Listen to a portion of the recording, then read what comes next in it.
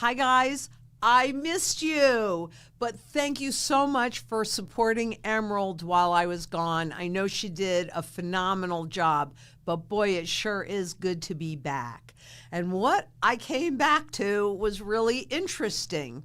So the first thing that I really want to talk to you guys about is what's happening in the markets, because you might recall before I left and I said, I believe we have now entered the melt-up stage. And so I'm going to take questions in a minute, but I did notice that one of Sari's clients asked, it was Karen, who asked, with the government shutdown, why is the stock market rallying? And we're going to be answering that, but that's because we are in the melt-up phase where really nothing matters, just more money printing, more currency debasement, and that takes us to the first slide that I want to show you, which, I mean, does this not tell you everything? This is the debasement trade gains momentum. This is such a huge indication of how close we are to the end of this. And what they're really talking about is the devaluation of all of the currencies, the entire flipping global monetary system. And that is debasement of what you and I are forced to work for and use as our tool of barter. But hey, it's all about Wall Street, isn't it? Does it matter what happens to you or me? Heck no. Let's just go with that debasement trade. It's absolutely mind-boggling, and something that I have, in all the years that I've been in these markets, never have I seen anything so clearly as pretty much everything that I am looking at these days. I'm not sure, do I know how to change slides? Can you take me to the next? You should be able just to click. Should I? Oh, there we go. Okay. So that takes us to this next slide, with this spot gold market versus the US dollar. And the spot gold is in red and the dollar is in blue. So that's why I did it that way, because they're both money, right? Now we've got fiat money, and we've got sound money. Sound money holds its value. It cannot be debased. It forces fiscal responsibility. Don't we want our government to have some fiscal responsibility? They're spending our tax dollars. They're spending the money that we work for, and not just us, but what our children in the future are going to be working for.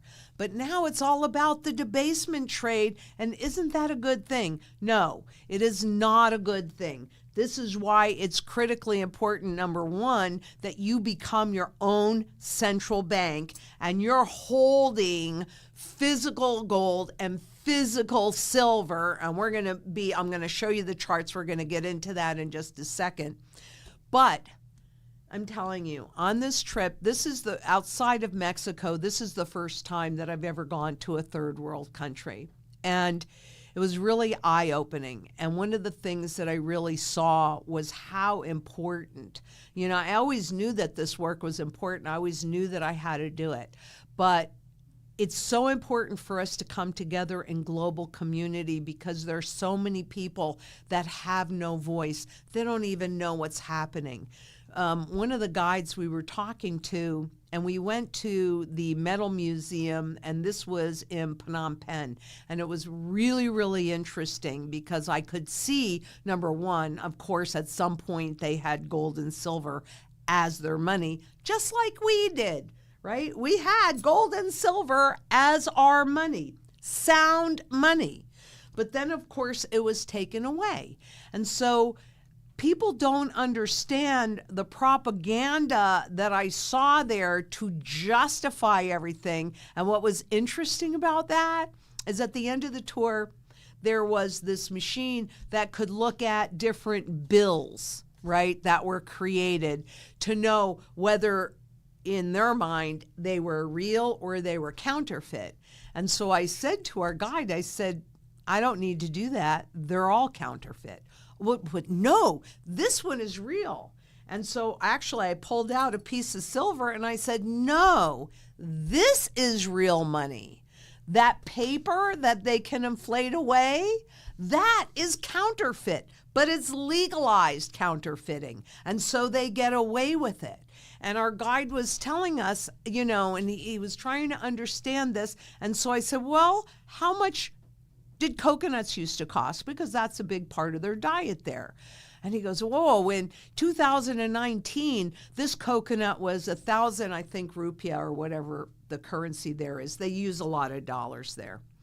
And I said, well, how much is it today? And he goes, now it's 4,000. I said, isn't that the same coconut? Do you use it for different purposes than you used it before? No, it's the same coconut. So what changed? It's the value of the government money that has changed. It's not the coconut. And it starts to dawn on people. But we understand what's happening. All of us in this group here, you've been following me. Maybe this is your first time. Maybe you've been following me for a bunch of years. You know that it is the debasement of the currency by design that robs every single person on this planet of the thing that they have value in, which is their time to generate that income to take care of their family. It's an absolutely disgusting thing. I came back so reinvigorated. Oh, I was already invigorated because I know this is a big battle, but it made me understand more clearly how important our global voices are, especially to speak for those that will not be able to speak for themselves, because this can continue as long as we allow it to continue. And it's time for us to say no. Get gold, redeemable gold, back in the system again to take the public's power back. Otherwise, you're not going to be happy with the result that you see. But let's go back to some of these charts. This first one is on the spot gold market. And you can see spot gold has obviously broken out. There's also, I don't think I can do it with this, but there's a little gap. And remember, at some point, all gaps will be filled. Technically, gold is over spot gold. Spot gold is overbought. So if we get that pullback, or when we get that pullback, I should say, to that level, well, I don't know what demand is going to be at that time, but just keep accumulating. Don't be waiting, even though when it does give you that pullback, that's just a normal technical correction. Either way, even with spot of $4,000, severely undervalued, because my friends, they are not even marginally done doing this. It's the debasement trade. This protects you from debasement, and so does this. So does this. It's important, more important than it's ever been. So this is the spot chart on silver, okay? And we've got it from 2000, I think 11 or 13. So there is the conclusion of the cup. We are right there. Now, my expectation would be, as a technician, that once it goes above that $50 an ounce on the spot market, that it will shoot up even further, even faster, because that's what happens when those resistance levels on the top are broken. But this is the conclusion of the double cup. That is so powerful. I've really never seen that before in any other asset, but you can see it pretty clearly here. So spot silver is really setting up for a very powerful rally, even though the rally has been extremely powerful up to this point. And in fact, spot gold, let's see, what have we got? No, spot silver, which is the blue line, has outperformed everything. These are the last 200 days. That's what you're looking at here. So you've got spot silver in blue, spot gold in red. And then you've got stocks and you've got Bitcoin. But there's a huge gap in performance between sound money, silver and gold, and the intangible wealth of the stock markets. But make no mistake, we are in melt-up mode. This is always what happens as we enter this next phase. Don't be blinded by numbers. Gold hasn't changed. Silver hasn't changed in thousands and thousands of years. What changes is the value of this stuff, hence this $10 trillion Zimbabwe note that I can't buy anything with. And we were having this conversation, Josh and I, just before we went on air. And he was so excited because spot gold had gone up like $400 since he made a purchase. And I said, the gold is still the gold. It's still the same thing. What's happened is the debasement, the devaluation of the currency. And this is a very, very significant thing. And the fact that they would then go out and they're calling it the debasement trade, it's such a wonderful thing. No, it's not. Do you realize that they are openly saying, let's devalue the currency even more. Let's create even more inflation. It is not these markets going up. It's the currencies going down. Never has it been more important to get your sound money strategy in place and executed as quickly as possible. You need to come together in local community to create surety in food, water, energy, security, barterability, which is anything physical. I like silver. In any form, it doesn't really matter what the form is, but anything physical or any talent that you have is barterable. Learn some new skills. It'll serve you quite well. Wealth preservation, which gold absolutely has proven for thousands of years that's exactly what it does, and even growth opportunities. Because all of this sound money is severely undervalued, since a rising gold price is an indication of a failing currency. Do they want you to really understand that the dollar, or wherever you are, the euro, the yen, the yuan, the lira, whatever, take your pick, that's what's going away? They can keep a name. They just want to transition us into a new system. Are you going to go willingly, or are you going to go kicking and screaming and fighting for the sound money? If not for yourself, for future generations, for your children and your grandchildren. That's what this battle is about. For all those voiceless people out there that think that they just have to accept it. We don't. We don't have to just lay down and let the 1% abuse the 99%. What can I do? I'm only one person. One person can't do anything. But there are 8.4 billion people in this world. And if 3% of us are vocal and come together, we can change things. If enough people get rid of their garbage fiat money and position into sound money, we can have a seat at the table and a voice. And if I'm the one representing you, I want it redeemable. I don't want it intangible. I want to see that I don't like what the government is doing or the central bank is doing. I can go in and I can pull my wealth out and say, no, that is my vote. And while they want to digitize everything, and hey, well, look at how great it is because it's all a string of ownership.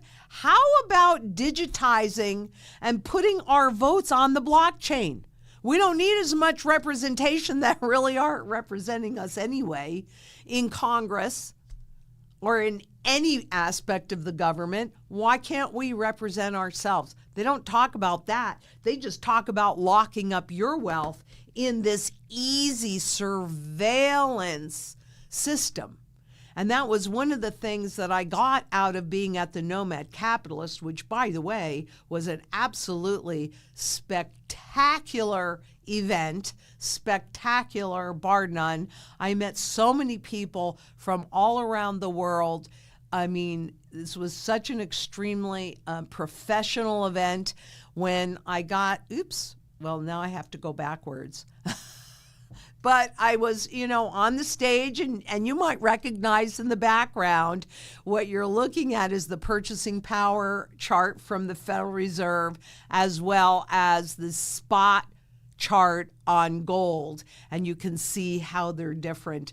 And what was really interesting to me is I think most people that were there were not familiar with my work at all. And so it was kind of eye-opening for them what I was talking about. And I cannot even begin to tell you how many people came up to me after I did my speech and said, things didn't make sense to me, and I was wondering, what does all of this mean? And now with your charts and graphs, you really made it ever so clear. We've already put out the bar part 1, right? Where I showed how money was created from corporate debt. Is that so, Josh? We already put out the bar part 1. Mm-hmm. Okay. And if you haven't watched that, go back in and take a look, because we think we're living in a democracy, but we have not been living in a democracy since 1913, when they legalized the Federal Reserve. Because in that piece, the Federal Reserve shows us how they took corporate debt and turned that into Federal Reserve notes, into what they want us to think of as money. It's garbage. You're working for a corporation's debt. Does that make sense to you? Is that okay with you? It's debt upon debt upon debt. The system is collapsing. And seriously, I cannot stress enough the fact that one of the very first things I saw upon reentry was this devaluation trade being touted by the talking heads on Bloomberg. How awesome this is. Do you understand what the devaluation trade is? That is devaluing the money that you work for, that you try and save for future use. What a concept, that you trade labor for labor. And maybe I'm going to use this today, and maybe I'm going to use it 20 or 30 or 50 years ago. Maybe I'm going to pass it down to my children for generations to come.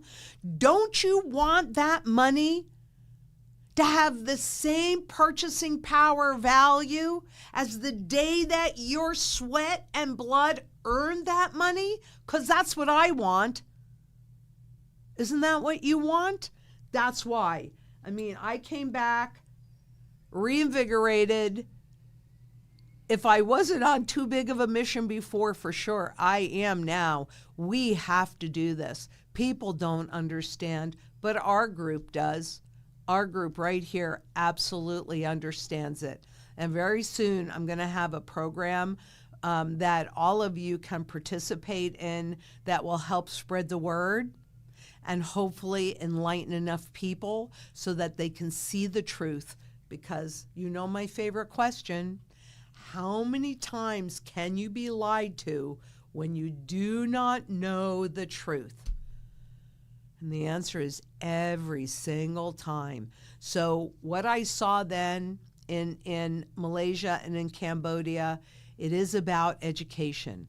We have to educate as many people as we can possibly educate. And it's hard because what we're asking them to do is have a major paradigm shift. And that means they have to admit that what they believe to be true their whole lives is not true. And we've been living a lie, and we've been blinded by this lie. But ignorance, it doesn't make you immune. It just leaves you vulnerable. And I say, without any doubt in my mind, it is time to take our power back. And we can do it. If we come together in global community, we can absolutely 100% do it.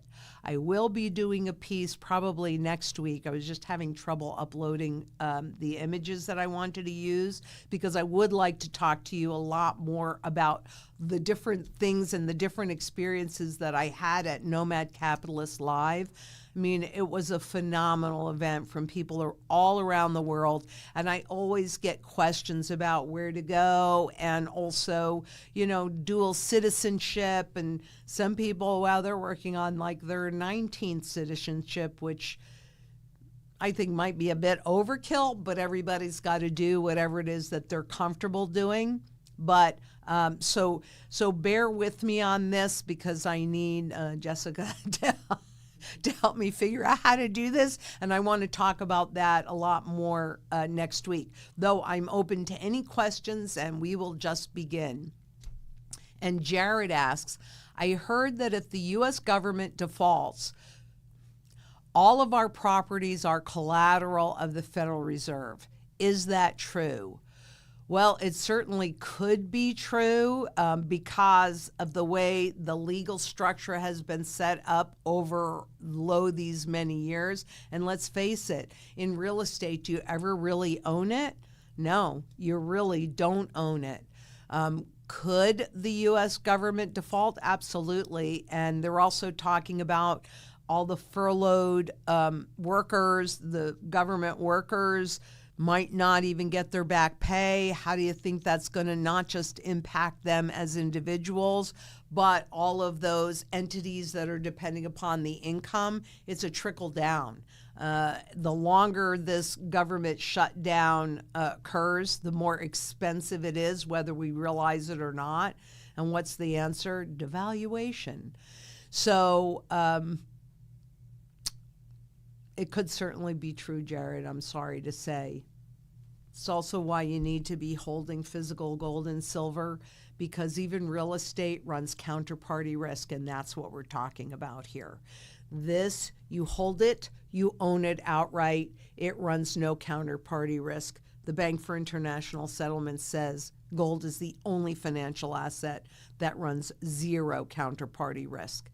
And it's also something that can bail you out if you need it to, or when you need it to. So Lou asks, when was the last time that gold went to its fundamental value globally, and what happened? Well, on a global basis, it really, it hasn't done it at least since 1913 and perhaps before that, but it did it in pockets.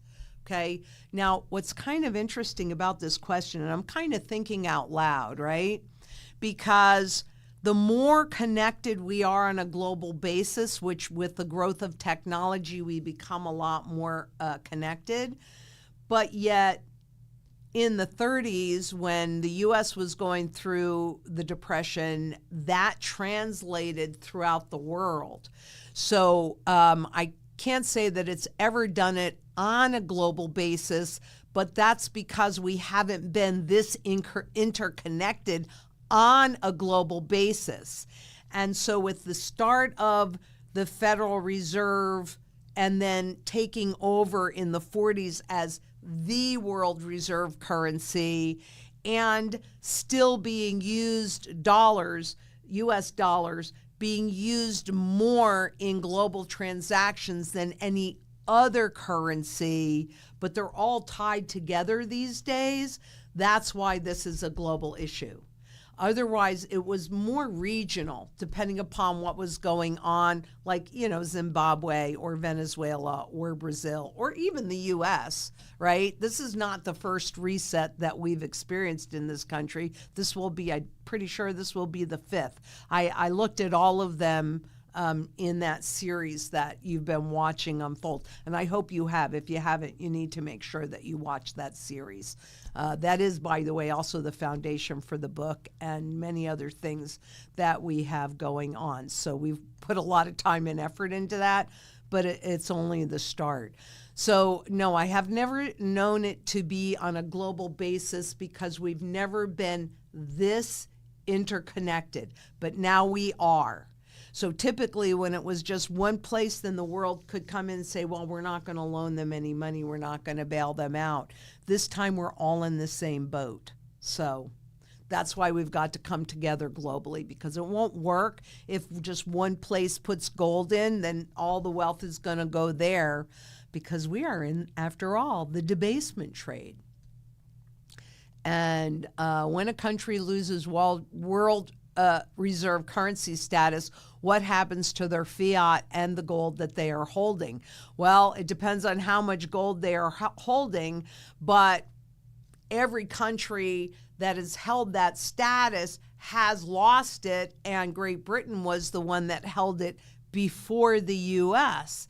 And so the value of their currency it loses a lot of value, because think about it. If all these countries around the world have to hold that particular currency and then they don't, what happens to all of that currency that they're holding? They may retain some of it so that they can still do trade, but most of it can go back to that country. That means hyperinflation. And that's really what happens. You have a hyperinflationary event. They may maintain the name, but the currency changes, whether you realize it or not. And we've already had that shift with the stable coins. I'm 100% certain on that. Maybe I'm going to be wrong, because obviously that's way above my pay grade. But I've seen this before, and I've studied it since 1987. And so everything in my being is telling me that the stable coin, that shift has already taken place. They could still call it a US dollar stable coin, but it's based on the value of dollars. It's not based on anything that's real. And we got the debasement trade. I cannot stress how significant that is. The fact that they would openly tout that as a good thing, because the only thing that matters is that banks and traders and corporations make money. Those are too big to fail. We're just the right size to fail. So the gold goes up as the value of the currency goes down, which I can show you again in another chart, but I've shown you that like a million times. So that's what happens. Sound money, which is used in every single sector of the global department. Demand in one place, demand in every place. Energy held and reused an unlimited number of times. It's significant, and it's still significant. And Nisa asks, hi Lynette, in a recent interview with Jesse Day, you mentioned that during an overnight revaluation, gold on average held its price for 9 months. Is the same true for silver? You know, that's a good question. Actually, I need to look at that. Can we pull up, let's do Venezuela, and you know what? Let me save that so I can just pull it up and just make a note of that. And I'll show you next week. We'll take a look at that. But yeah, and I can't tell you in this next revaluation if that same thing is going to hold true. I suspect that it might, especially since this is a global issue. You might even see it stay up higher longer. However, part of the strategy and part of the exit strategy, we aren't going to wait until the last minute. We've got, and we are in the process now of setting up the exit strategy so that if you're working with us and you're executing your sound money strategy, there are different things that have to happen at different times as these resets occur. And, you know, you can't put that stuff in place lickety split like that. You've got to have that already. So don't believe, if somebody says they have a strategy, test them. Ask them about it. If they can't be clear and answer those questions, they don't really have a strategy. They're just saying they do. And what is the exit strategy? If you're working with us, we can tell you quite clearly what that exit strategy is when this piece happens, this piece happens, this piece happens, and this piece happens. So, okay, and Jacqueline asks, Lynette, each generation seems to face its own financial reset. What lessons from history do you wish every generation understood about how gold and silver safeguard a family's future? Well, that's a really good question. I'm not really sure that each generation, well, maybe it does, because we had the reset in 33, we had the change in 48, and then the reset again in the early 70s. And I didn't think I'd see this in my lifetime, but yeah, I've seen it twice. So that's a really good point, Jacqueline. What I would like the generations into the future, and how legacy is really important to me, and making sure that my family is always secure. So what I would like everybody to understand is how important it is to have a financial foundation that's built on physical gold and physical silver that cannot be inflated away, that cannot be manipulated away. And it goes back to labor for labor work that has the broadest base of function and the broadest base of demand. If you have a solid foundation, you can build on that. And even if you're wrong about something, it doesn't matter, because your foundation is solid. So that's what I would like everybody to really understand, is that having a solid financial foundation starts with a foundation of sound money. Not money that can be inflated away at will. Thank you. That's a great question. And Larkspur Glory asks, hi, Lynette, how was Malaysia? Malaysia and Cambodia. We were in Malaysia first. That's where Nomad Capitalist Live was. And it was so interesting and so fascinating. And I loved it. I loved that part of the world. And the people are so warm, welcoming, grateful. I mean, they're wonderful. You know, every time I get to travel and meet new people, it just reinvigorates and reinforces my belief in people. It really does. So it was phenomenal. I definitely rank that up with one of the best experiences of my life. No doubt about it.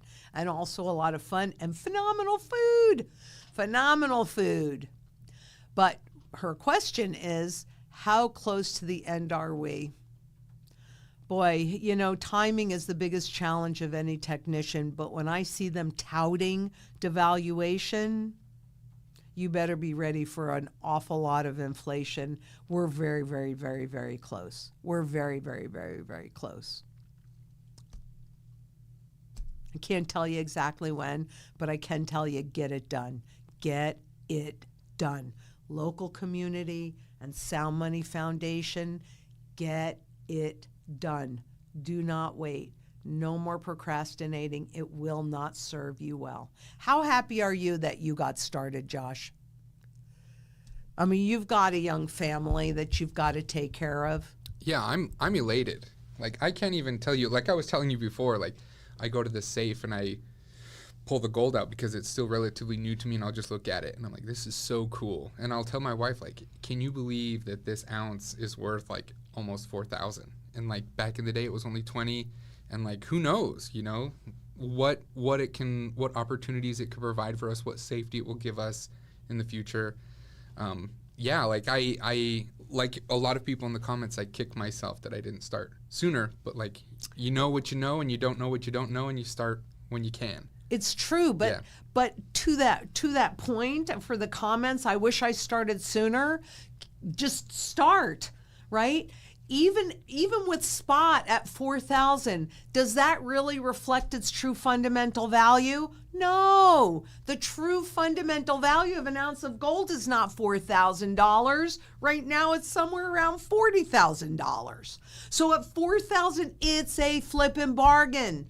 On the other hand, you've got this stuff. And when you look at the purchasing power chart, what's the fundamental value of this? It's zero. And that's the Federal Reserve telling you that its true value is zero. So anything you can only convert back into this, what's its fundamental value? Zero.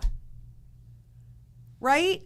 I know we get blinded by numbers. I know we do. And I know that it's fun. And there's people that bought silver at, God, I think the first ounce of silver I bought was $4.38, right? And the first ounce of gold I got was at like $248 on the spot market. You know, it's stupid. And, you know, you're going, wow, look at this. It's fourth. No, that bothers me because what I know is that the value of the currency that I'm working for, that you're working for, is worth that much less in terms of purchasing power than it was in 2002 when I first started seriously accumulating. Right? 4,000, it's chump change. It's nothing. It could go to $20 trillion. $10 trillion Zimbabwe note. Now you tell me, would you rather have this or an ounce of gold? I'd rather have an ounce of gold. That has no value. So that's really what I try and teach, and it's really hard because we're used to looking at the numbers. But the numbers really don't mean anything. What matters is what you can convert it into. So I'm glad that you have it because it protects your family and it enables you to always pay your mortgage, your property taxes, feed your children, educate your children. Little by little. Yep. That's it. And the day to start is today. Stop procrastinating. Honestly, stop procrastinating. And T. Ryan asks, gold and silver are on the runway, ready for takeoff. 100%. But also understand, as a technician, and I have to talk to you like this just so I can help manage your expectations so that you don't make choices that don't support your best interest. That's what I'm all about. You don't even have to agree with me. It's your choice. You get to decide what is in your best interest. But technically, all of the markets are severely overbought. Can they be even more overbought? Yeah, we're in the Meltup phase. So we can see them all go to the moon. Oops, sorry about this. It's a little too far away. On a Lorna Doone. To the moon on a Lorna Doone. But what is that really? Because at the end of the day, if all you can do is convert that into dollars and the dollars won't buy you anything, it doesn't mean anything.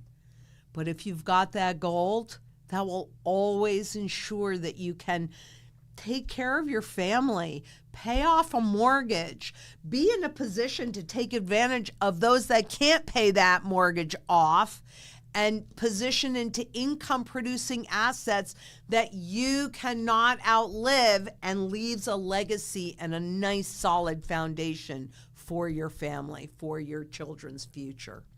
Really, I agree. They are on the runway, ready for takeoff, but it's because of the devaluation trade. Woohoo!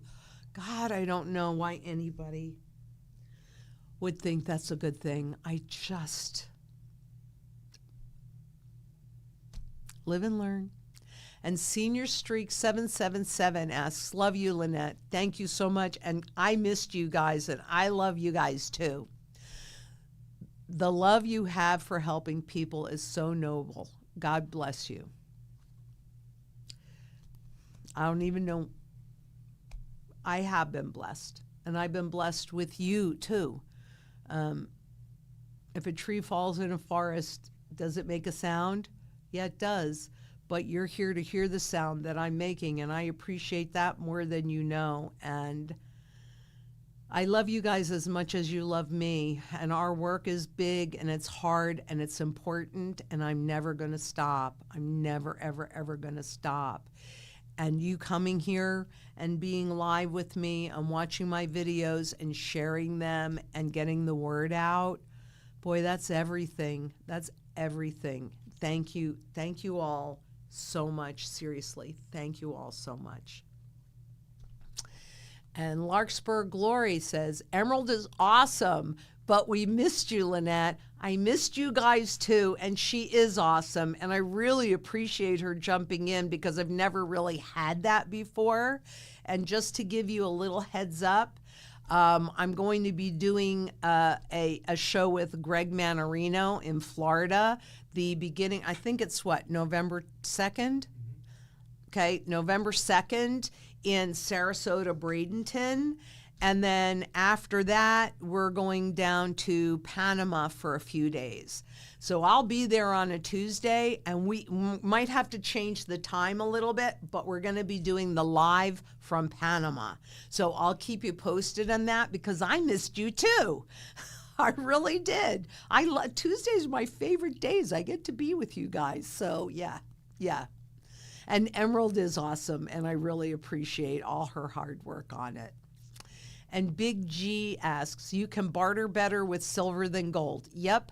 Are you going to use a flake for a piece of bread? You're absolutely right. That's why I said silver is my preferred tool of barter in any form at all. Would I have a problem clipping a little piece of silver? No, not at all. So I agree with you. I really agree with you 100% that silver is my primary tool of barter.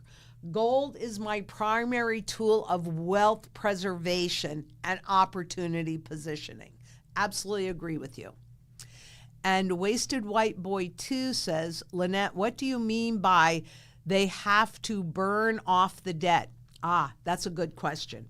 Well, all right, how is this stuff created? It's created from debt. But when you get a level of debt that is simply not payable, they want to say not sustainable. Well, it hasn't been sustainable in a long time. But they have to get rid of that debt if debt is part of the new system. And so when I say they have to burn that off, that means that they have to repay that debt with money that has zero value. They have to hyperinflate that debt away. And so part of the sound money strategy is based on what the governments are doing for themselves. Like, for example, a mortgage, right? If you're sitting on a mortgage, you have that mortgage debt. Well, in a reset circumstance where they do a revaluation of this garbage that has no intrinsic value against gold that is all intrinsic value, then gold goes straight up, right? So then if you take a little bit of gold and you convert it back into this stuff that truly has no value, but your mortgage is fixed at a certain amount, that means that you're paying your mortgage, your debt off with, in this country, US dollars that have zero value. You have burned off that debt. So that's what I mean by that. And that's part of the strategy, absolutely. Not everybody will be in a position to do it. So we'll have a lot of real estate, a lot of things that were purchased on with debt that will be coming back on the market. We'll then push those values down at the same time that the value in terms of those dollars is going up. And then that's how you convert and take advantage of the opportunities. And when I'm looking at the collectible coins, there is a certain level that this will move or has moved over just a raw piece of gold. So that's the advantage in there. And I've done these studies because I maintained a database so that I could look at all of this and see what is the most likely outcome. And, I can never guarantee you that I'm going to be right. I can guarantee you I'm going to try and be right all the time. but I always like to do a hedged bet, right? So understanding the fundamental value of any asset or instrument, so knowing its true value, that is one guarantee that I can give you. And I can't give you a lot, but that one I can give you. At some point, all assets and all instruments go to their fundamental value. If you don't know what that is, then there is no way for you to know if something is undervalued, fairly valued, or overvalued. Therefore, should I buy it? Should I hold it? Should I liquidate it? And so then you can have the talking heads come on and say, well, this is undervalued. Oh, okay. Do you know that that's true or not? If you know the fundamental value, then you know whether or not that's true. If you don't, how many times can you be lied to and you don't know the truth? And Barbara Burns asks, welcome back, Mrs. Lynette. Thank you so much. You mentioned before that your girls had sold some of the gold rings and you also had to sell some things when I first got divorced. Where did you sell them and did you break even? Actually, that was a variety of places. When I was liquidating what I needed to liquidate all those years ago, I did it through dealers, right? These are people that I knew and I trusted and they gave me a fair price. And on most I either broke even or made a little bit of more fiat on it. And a couple, maybe I lost a little bit of fiat on it. For my girls, only one needed to do that, and she was more at a break even, and I think she might have made a little bit of money, a little bit more. She didn't make money on it because the fiat dollar went down, but she definitely held her own on it, and fortunately, it's why I gave that to them starting when they were 12. And I did start with just like 10-carat rings to see if they would lose them or they would maintain them. Now they have them, she didn't have to liquidate that much, but she needed to liquidate a little bit. So she still has a lot of that, which if they needed to, they could certainly liquidate it, or it can be passed down to now the younger generation, their children. So that's what happens. So, but understand, there's always a market. What did my Uncle Al tell me? He said, first you buy with this, with your heart. And he also told me good is always good. So you can buy like the thing. I'll tell you a story. I might have told you this before. I don't remember, but if not, my mom was an antique doll dealer, and I didn't really like doing shows, but my sister Norma would do the shows with her. If Norma couldn't do them, then I got elected to do them. And so as an antique doll dealer, she had a lot of very high-end French and German dolls that would sell for maybe $20,000, $30,000, $40,000, right? Very high-end dolls. So I was doing this show for her, and we set up all these gorgeous dolls, and she still had like 2 tables that were empty, and there was this ginormous box. And at that time, my sister had a store, so she could get Beanie Babies. You guys remember the Beanie Baby craze? She could get Beanie Babies at wholesale because that was her work. And so I open up this box, and there are hundreds of Beanie Babies in this huge box. And I'm like, Ma, what are you doing with this garbage? And she said, just dump them out on the table and watch. I said, all right. I mean to tell you, she didn't mark them up more than what they would have been able to buy them in any retail store. So like, I think they were $5.95 a piece or something like that. These people, because other dealers that had it, they were putting much bigger markups on them. These people were 4 and 5 deep, spending thousands of dollars on these stupid Beanie Babies. It was insane. They would have been much better off taking that same money and buying a good doll or putting a good doll on layaway or something like that, because those dolls have retained their value. Now, in a hard asset, this was definitely a lesson that I've learned over the years from my Uncle Al, right? when you have something that's good, sometimes it's more popular, sometimes it's less popular, and so there's this normal ebb and flow, right? Remember, undervaluation to fair valuation to overvaluation to fair to under, right? Constant movement. Because when it's real, it doesn't disappear. But those Beanie Babies, okay, what can you get for them now? There might be one or two that are super rare or something like that. I don't know. But they're garbage. You are always much better off getting one of the best, than 10 of the cheapest. That's why the dollars, the numbers, they don't matter, right? They don't matter. You just need to understand what the true fundamental value is. So yeah, give me a good French doll over a Beanie Baby any day of the week. Give me a good collectible coin over even, well, it depends because it's about function. So, I certainly do have the raw gold too. That's my emergency gold. That's barterable. Not for a loaf of bread though. I agree with you. No, give me silver for that barterable piece. But to maintain your wealth, to create an emergency fund, and to put yourself in a position to grow your wealth base because others don't understand what's happening and you're then in the right place at the right time with the right asset, I might miss some things. I might miss runs because I know what they're about and I can't support it. But in the long term, I know I'm leaving a solid legacy for my family. And that's really important to me.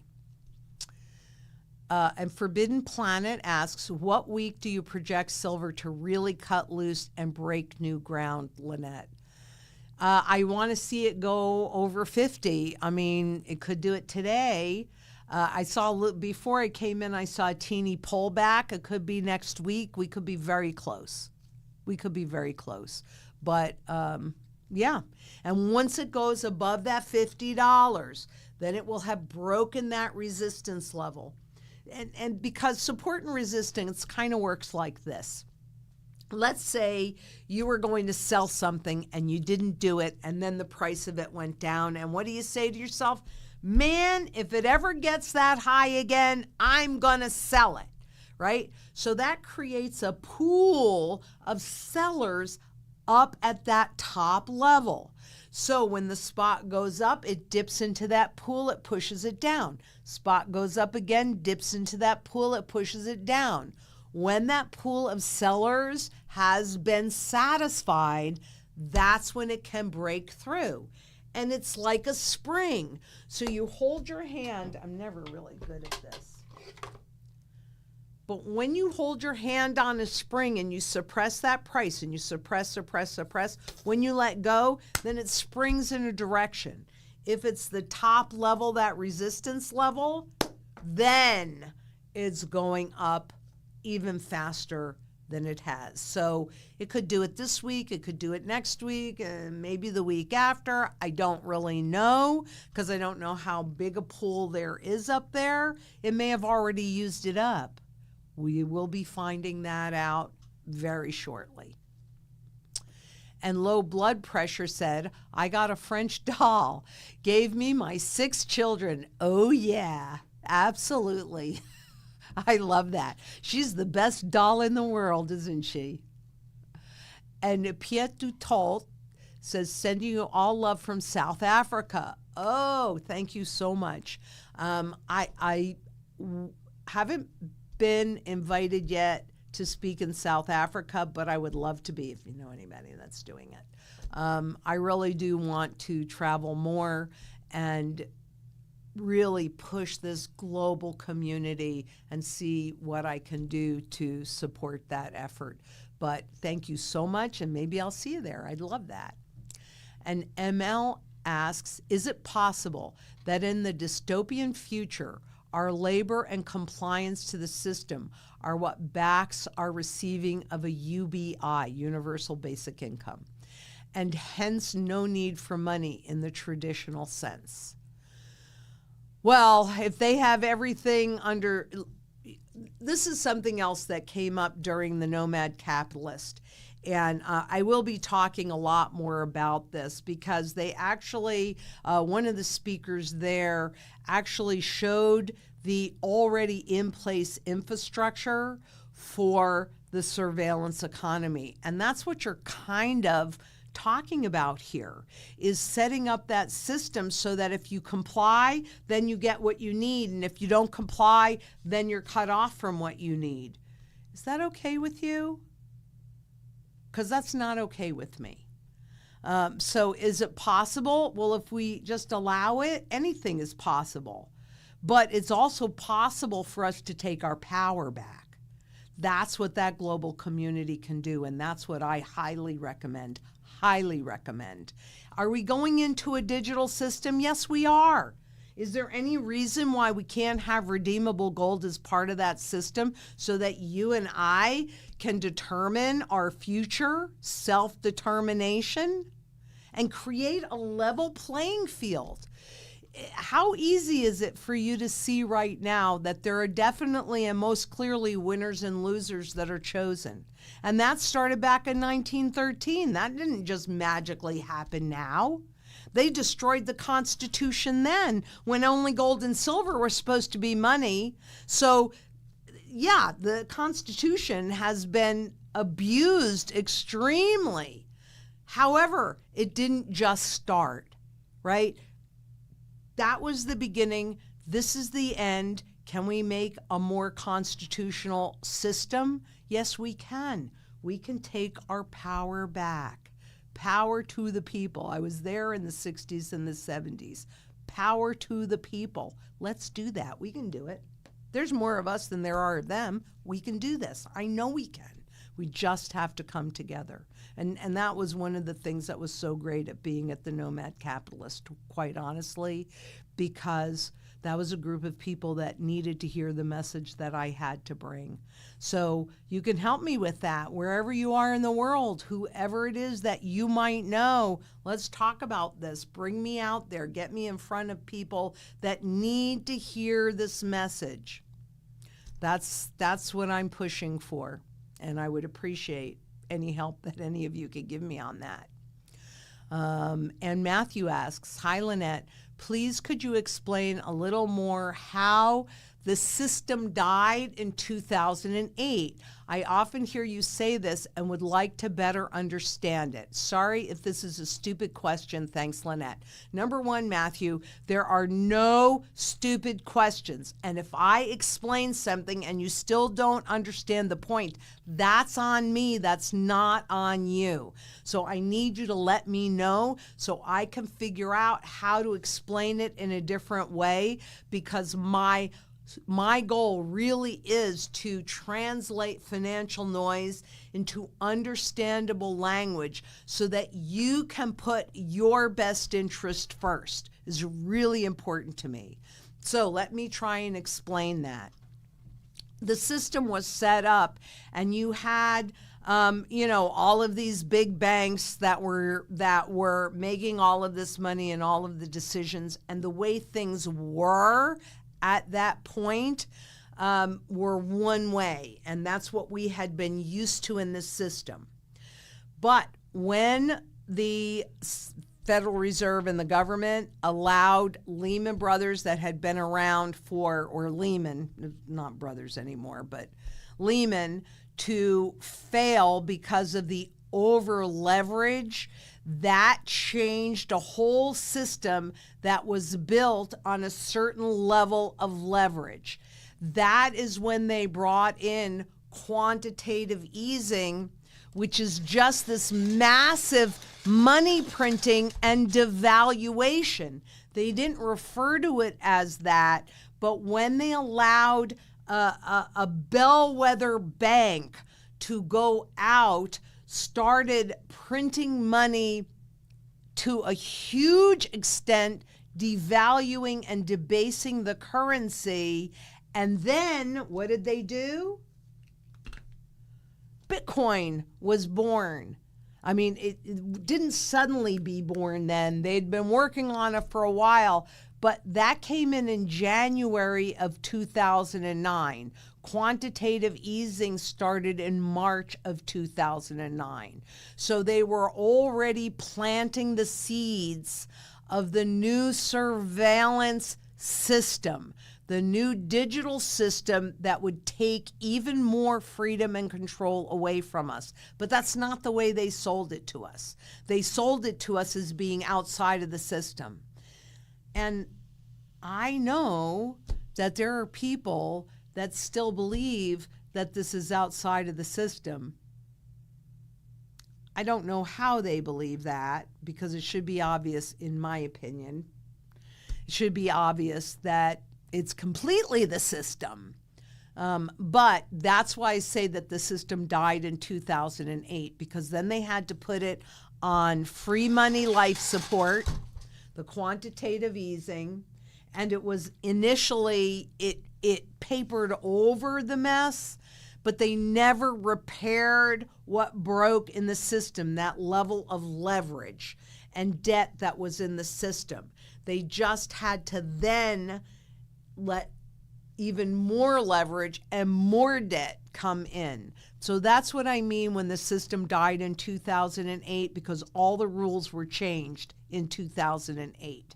And we started losing too. The individuals started losing more rights around the banking system and the money. And I'm pretty sure some of you might have experienced going into your bank and saying, oh, I want to take out 20 grand, or I want to wire this money, and you getting pushback and problems and them treating you like you're a criminal, right? So 2008 is when I knew the system died, when they let Lehman go out and they started with Bitcoin. Remember, I've been watching it since it was $7 a coin, as well as the quantitative easing, the money printing. And all of a sudden, inflation became a good thing. It was never a good thing before, but it became a good thing. And it's also kind of interesting. Do you guys remember Occupy Wall Street, which became a huge global movement? And I was watching it, and what I realized is that they didn't know what they were fighting for. And I haven't yet pulled up this article. There was an article that I just saw a headline of in the Wall Street Journal talking about the new socialist movement. And the image was this young woman, and they said that this socialist movement was formed, I haven't read the whole article, but was formed after 2008. And I think it was probably born from the Occupy Wall Street movement. And what this woman is trying to do is institute rent control. Well, I can tell you, the Occupy Wall Street didn't understand that the problem is that we don't have sound money in the system, and so that leverage could build up to a level that could completely annihilate the whole system. It's much, much worse now. It's even more hidden now than it was then. We didn't really have central banks participating in it too much, teeny bit, but not really. Now they're all in on it. I mean, this leverage that's in the system is ridiculous. And what leverage is if I have this much equity, one little thing of equity, in Lehman's case, it was a $30 in debt for every dollar's worth of equity. In the leverage in most of the derivatives, those big bets, for every dollar's worth of equity, you got $1,000 worth of debt. And in the gold market, before they changed the way that they accounted for everything, for every 1 ounce of gold that exists in the world, there were 62,000 ounces of leveraged gold, digital gold, that does not nor ever will exist. And I could tell you right now, even though I can't find it because of the way they changed the accounting, it's much, much worse now. So that's what I mean by the system died in 2008 and all the rules were changed. All the rules were changed. Forward guidance was instituted, paying banks to hold reserves, paying interest on those reserves. There were a lot of things that were instituted that had never, ever been done before. And that's why I said the system died in 2008, and then they rushed to get the new system in place. And recently, it was signed into law.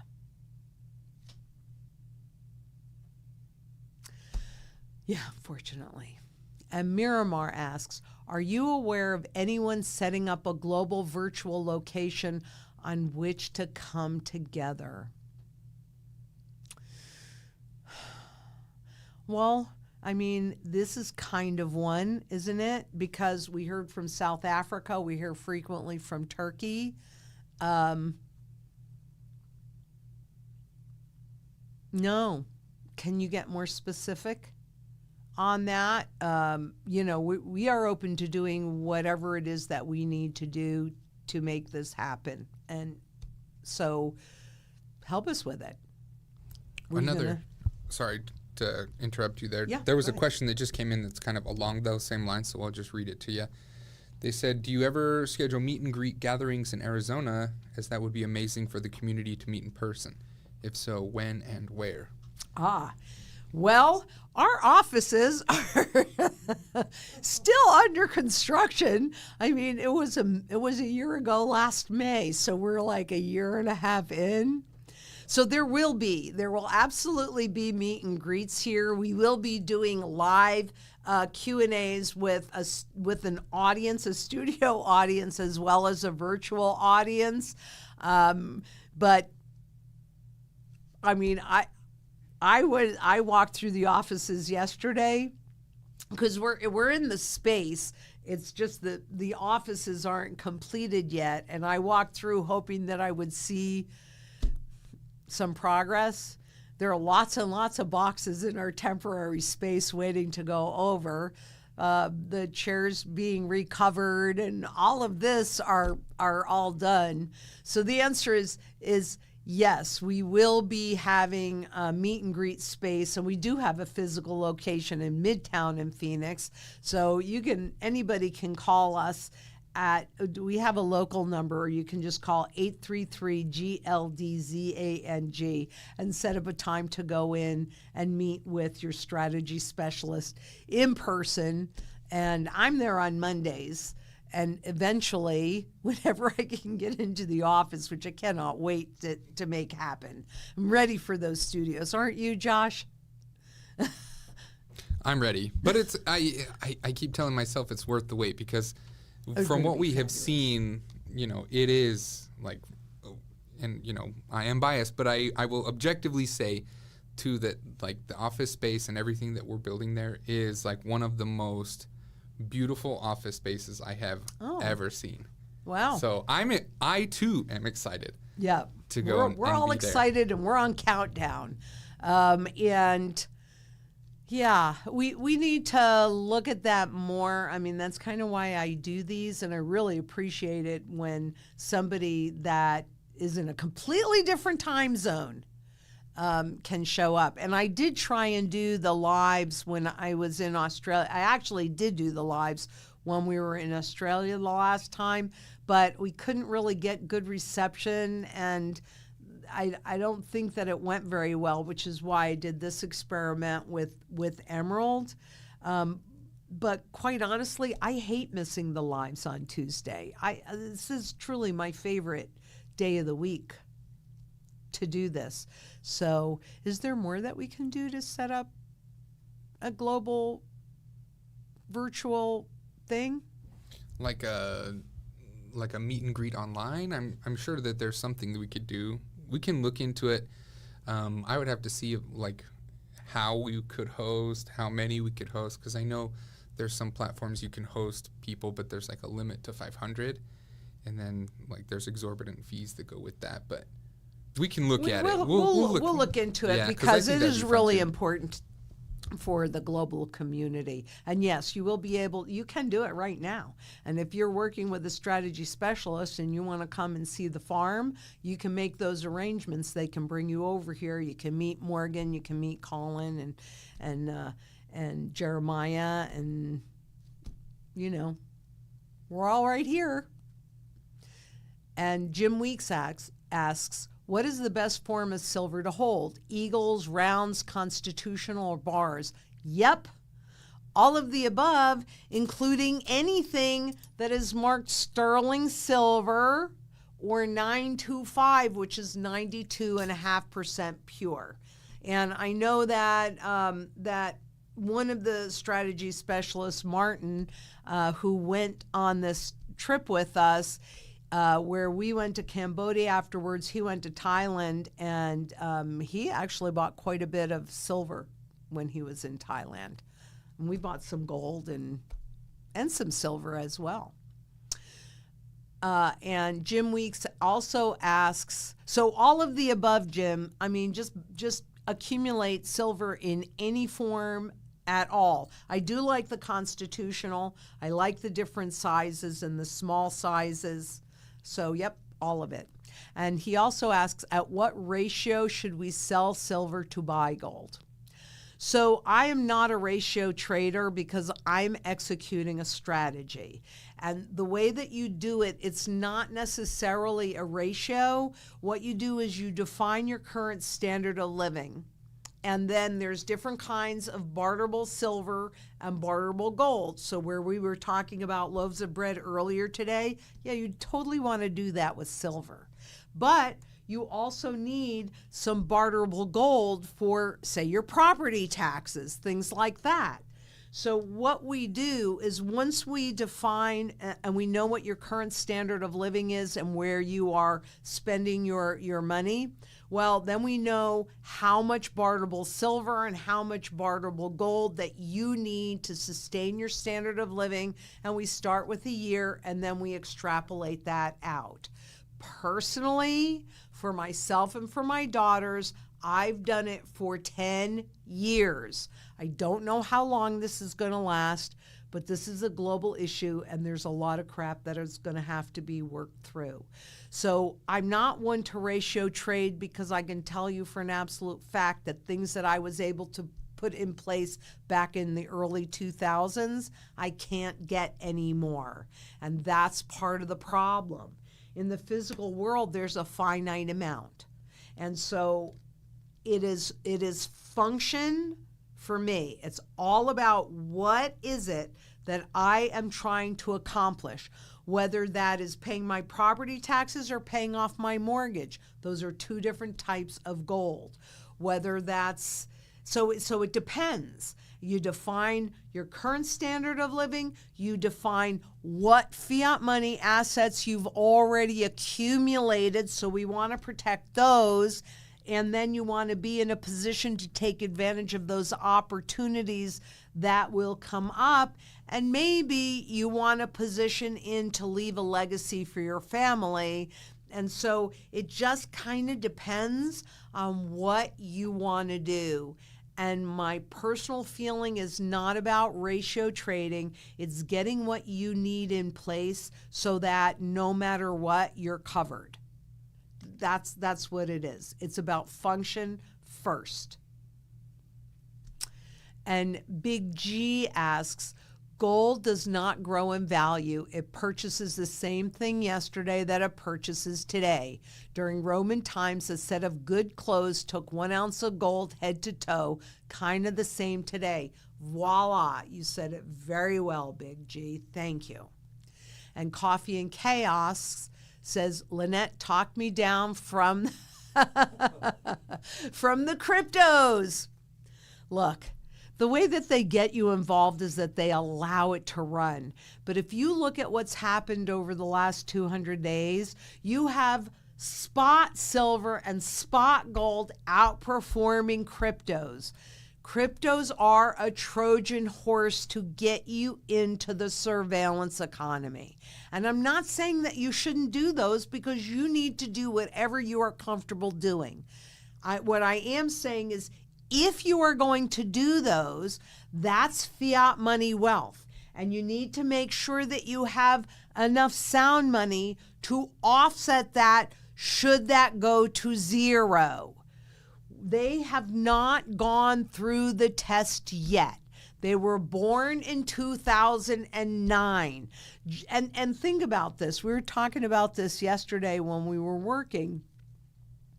And let me show you. Let me show you. Right?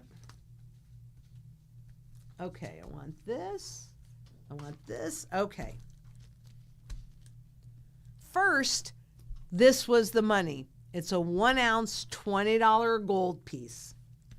Oh my goodness, it's so inconvenient to hold. My gosh, let's have this, a gold certificate. And you can see that they put that little round gold thing so that you could walk into the bank with this and walk out with this. This is so much easier to carry around. It is so much more convenient. But then what they also did was they took corporate debt and turned it into this. Federal Reserve notes. Can you see how similar this looks to this? And for 20 years, they allowed all three of these to circulate in the economy with the same stated purchasing power value. All of these were $20.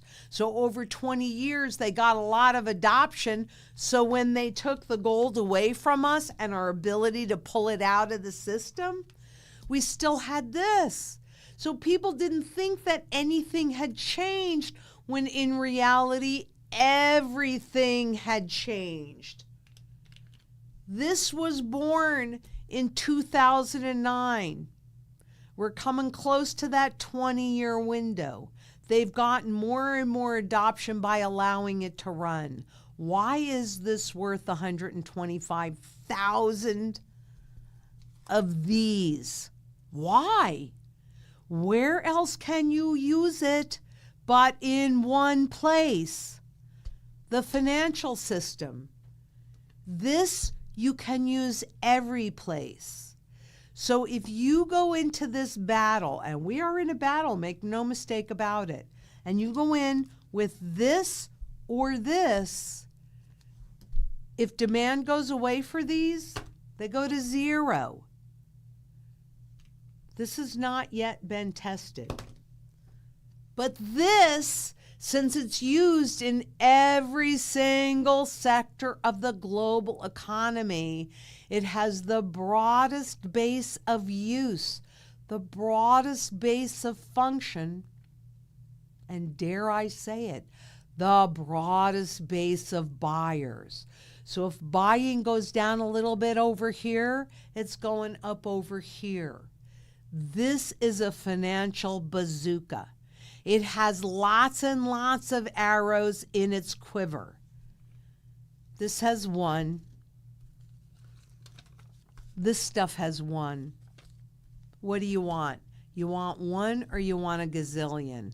I want a gazillion, because if I have this, I can always convert it into whatever the new currency is.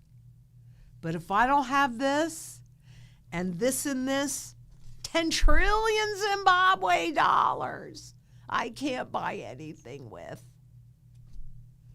So I'm not saying that you shouldn't buy cryptocurrencies. Bitcoin certainly looks like it's going to be the one that's going to be around, and Wall Street has adopted it big time.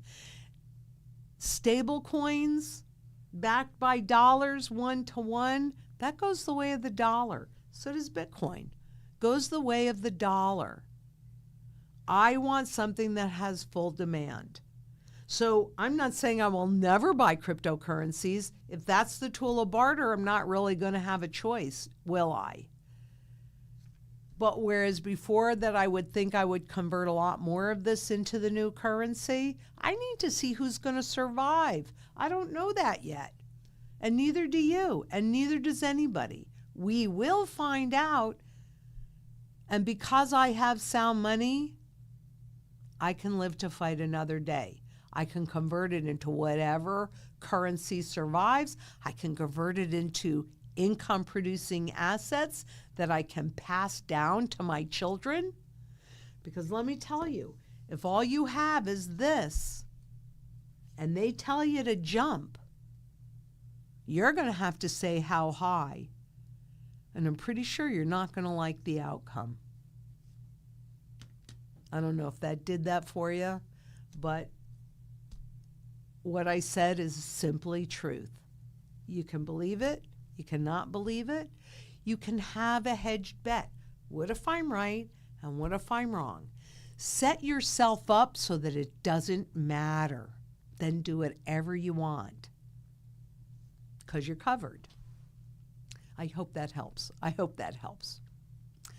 And low blood pressure. Lynette, what is your Nomad Capitalist plan B? Where to go? Well, my plan B is my bug out location. That's a couple of hours from here because it's easy to get to.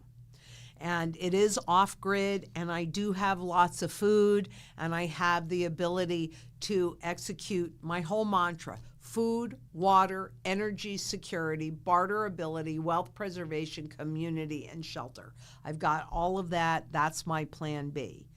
I am thinking, however, that I might also need a plan C. And so going to the Nomad Capitalist really opened my eyes to a lot of it. And I'm not really sure what my plan C is going to be yet, but that is one of the things that I'm going to be looking at when we go to Panama, because it's pretty close to here and it's easy to get to. So I don't know, because I've never been there before. I don't know how it's going to feel to me. I did love Cambodia because I love the Cambodians. Very different infrastructure than what I'm used to, but it's really far away. It's really far away. So I'll keep you posted on that. I'll keep you posted on that. And there's some things that you know, maybe I should talk about, maybe I shouldn't talk about, but I have to talk about them with you because I promised you that I would. And one of those things was traveling with some gold and silver, which I always do. This trip, probably a little bit more than I typically do. Nobody asked me about anything. Not on the way in, not on the way out. And this trip was more than I typically do travel with. So it was pretty easy to travel with gold and silver. I will tell you that.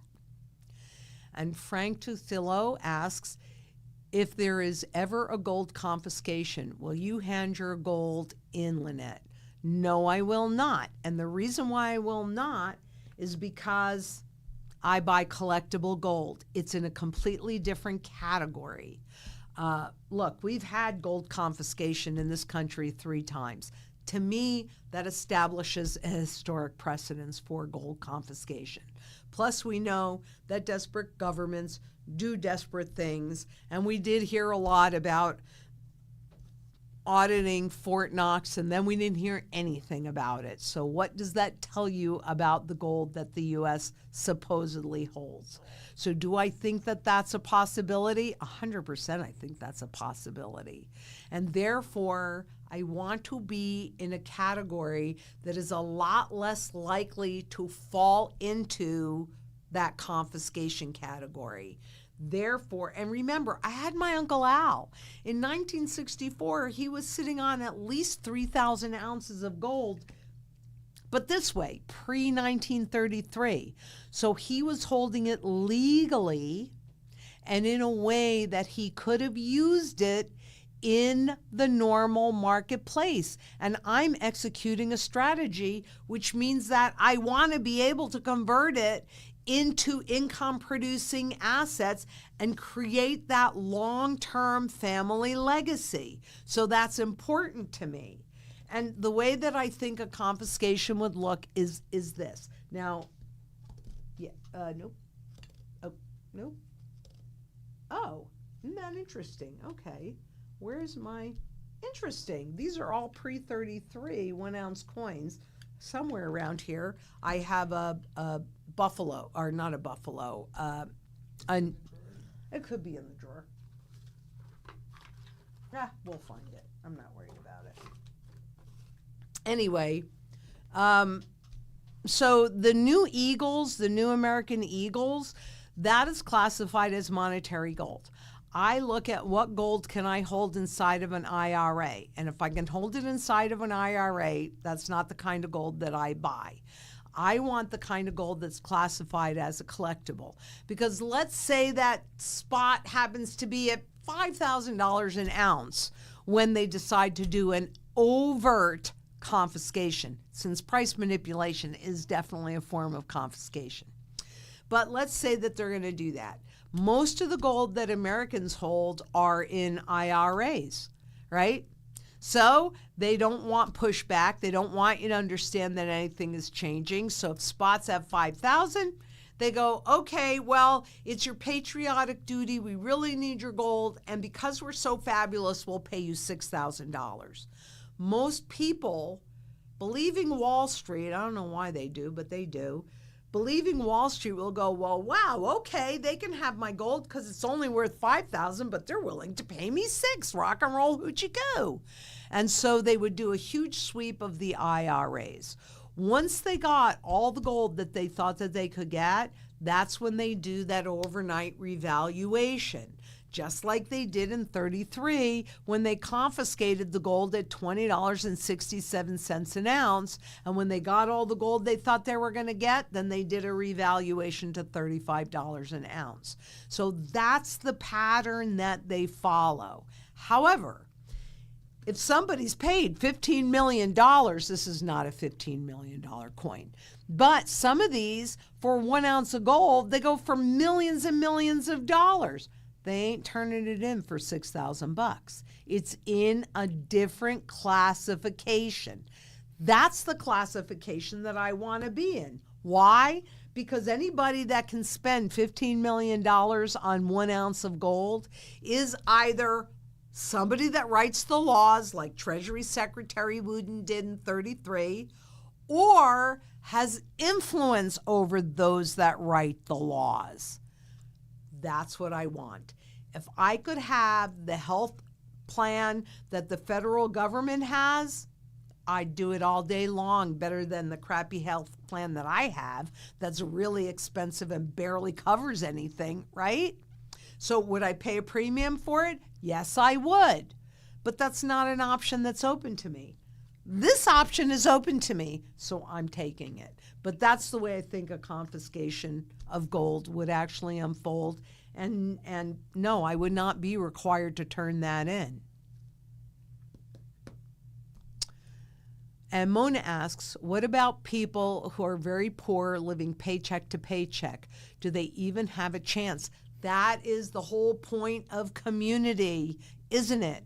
And we all bring in what we have. So if people don't have any wealth to build a sound money portfolio, well, silver is pretty darn cheap. I mean, our minimum is 1 ounce of silver because we believe that everybody needs to own it. But again, silver and gold in any form is monetary at its base. It can be broken, it can be bent, it can be tarnished. It does not matter. So even if you are living paycheck to paycheck, there are ways to accumulate. If that is not an option, learn skills. Get to know who creates your food, who grows your food. Give them a day of labor. You'll learn some new skill sets. You'll create a relationship. And then when push comes to shove, you're going to be able to feed your family. So yes, people that are very poor, and this is definitely one thing that I saw when we were traveling around in Malaysia and Cambodia. And that's why I come back here and I go, the work that we are doing here is more important than ever before, especially for those people that do not have a voice. I've planted out the whole exterior of my property here in flippin' Central Phoenix so that if somebody's walking by and they need to feed their family, they can pick a pomegranate. They can pick a zucchini. Food is the single biggest issue for these people. One thing that I saw that was really interesting to me, they don't have, at least where I was in Cambodia, they didn't have great drainage. And they do get a lot of rain. And so people there are used to living and waiting and working in water that's like everywhere, that just floods everything. but they also have fishing poles with them all the time, and they have fishing nets with them. And so they're constantly fishing, and that's how they feed their family. And hearing about the civil war in Cambodia, where people were forced out into, the rural areas, and there was no food. And so they ate what they could: grasshoppers, tarantulas, scorpions. Come together in community. People that have nothing have skills. They might not have anything tangible like that, but they can learn a skill. So, yeah, they have a chance. We all have a chance, but only if we come together in community. Part of the plan, and I'll be talking to this, I met somebody, Mimi, who goes around the world and talks about empathy and how people have been divided, et cetera, et cetera. And what people don't know is that was also part of the plan prior to 1971 when they took us off the gold standard. They needed a breakdown in the family structure. And they knew that in higher inflationary environments, it would require both people, mother and father, to go and work to support their families. And in the early 70s and 80s, that's when you guys heard the term latchkey kids, because prior to that, most of the time, people came home to somebody in the home, right? And it might have been a mother, it was most often a mother, but it might have been a father, it might have been somebody that was there helping out, right? After that, when you needed two incomes to support a household, there was family breakdown, wasn't there? Because you didn't have that heart. And, look, my mom always worked. I have always worked. I was a single mom since my daughters were 3. I had to support them. But it wasn't so easy as a banker. It was easier as a stockbroker when I became a stockbroker, because my hours were more flexible and I was able to work like 5 minutes from my house. So I had a lot more flexibility so that I could kind of be, and there were a lot of things around that, which I'm not afraid to talk about. I just and probably need to talk about it because other people are also probably going through some similar kind of things, trying to support a family and be there at the same time. It's a huge challenge.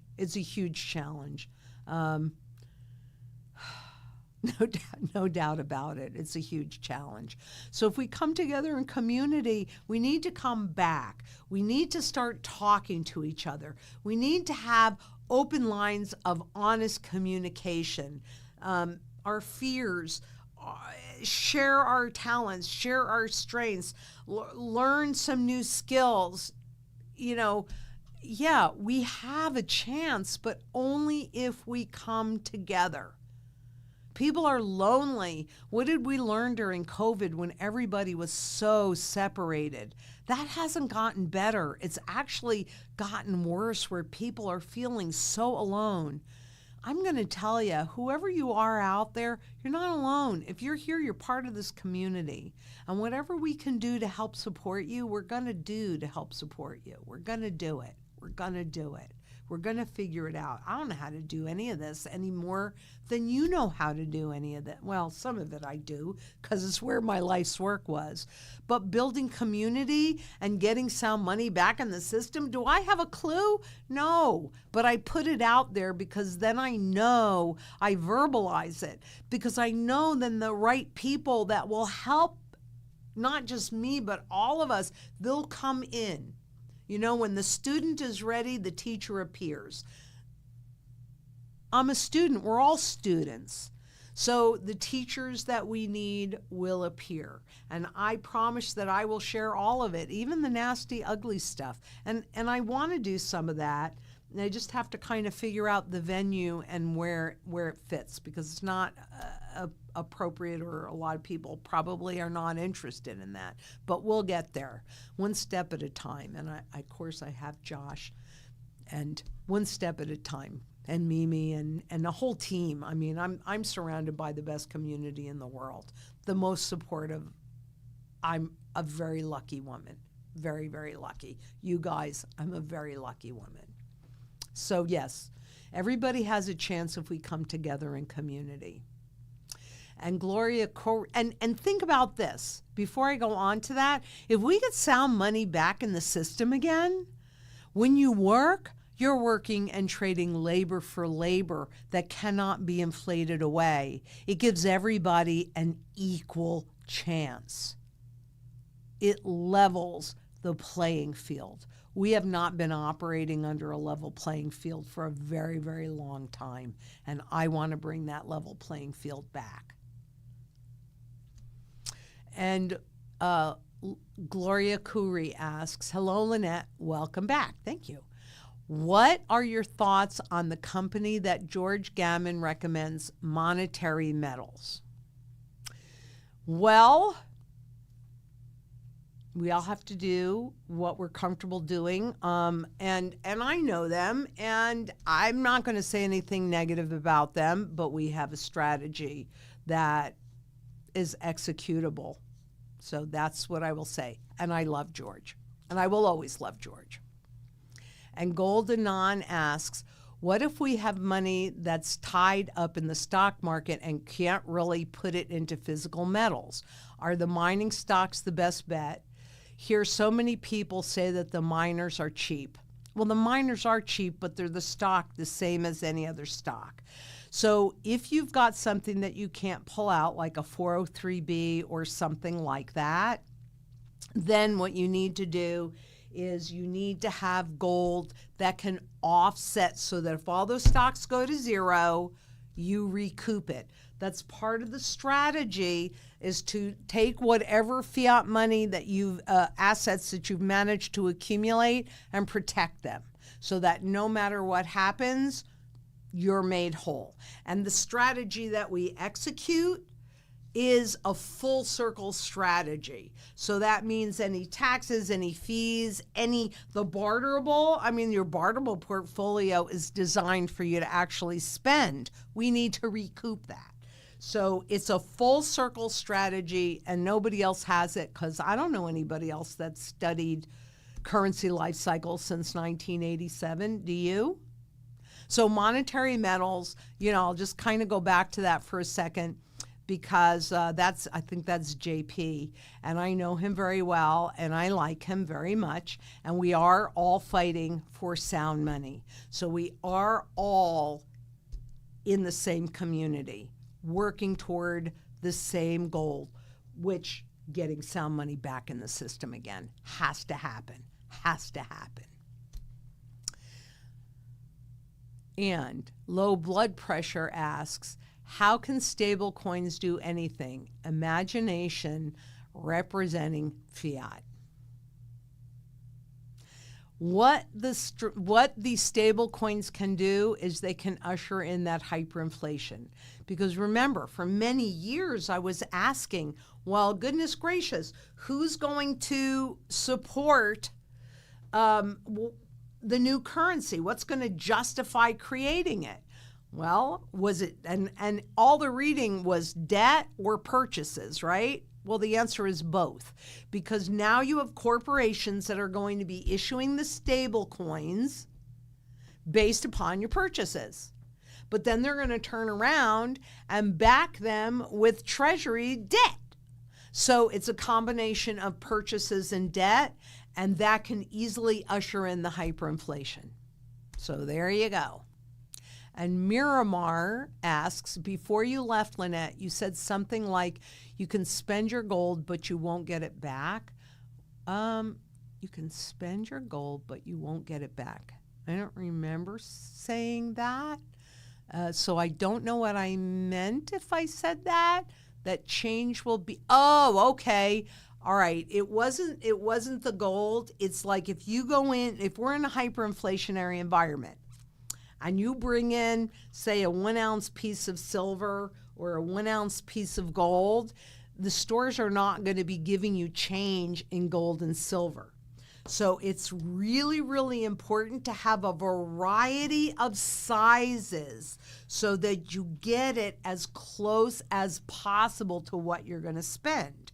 While I have a variety of sizes, if I could only choose one size, it would be the constitutional dimes, right? Simply because it is easier to put 2 dimes together than to break a quarter in half. Or if I needed to just clip a little piece off of this sterling silver chopstick, I would do that all day long. I don't care. So now I know what you're talking about, because yes, if you walk in with, say, an ounce of silver and you use that to buy stuff and you should get change back, they won't have silver to give you back. They won't give you back silver. They may give you back candy bars or something else. So what you want is you want to have a variety of sizes so that you can get as close as possible and the change won't matter. Good question. Thank you so much. And Hal Ward asks, in a documentary on the history of gold, there was one country where gold was in abundance and the peoples of this country only needed to purchase was food. What happened was they turned into helping one another. Well, we should all be helping one another. That's why we're all here, isn't it? I've had so many people say that it's just about protecting myself and then nobody. Well, if we all do that, then what do you get? You get a divided nation, and then it's easier to come in and take over. And we have to come together in community. I'm not sure which country you're referring to. So Hal, that would be interesting if you know that country or even the name of the documentary, and we can look that up and take a look at it a little bit more, then maybe I can be more specific. But yeah, the whole point is coming to, and that's what I saw so much when we were traveling, because a lot of the people that we ran into were, they were impoverished, but we didn't see that much homeless, and people came together and helped each other. Community is really important in these countries. In advanced economies, not as much. We've been divide and conquer. We've got to come back together. We've got to have these conversations. Really, really important that we do help each other and we help one another with whatever we have that we can give, whatever it is that we have that we can give.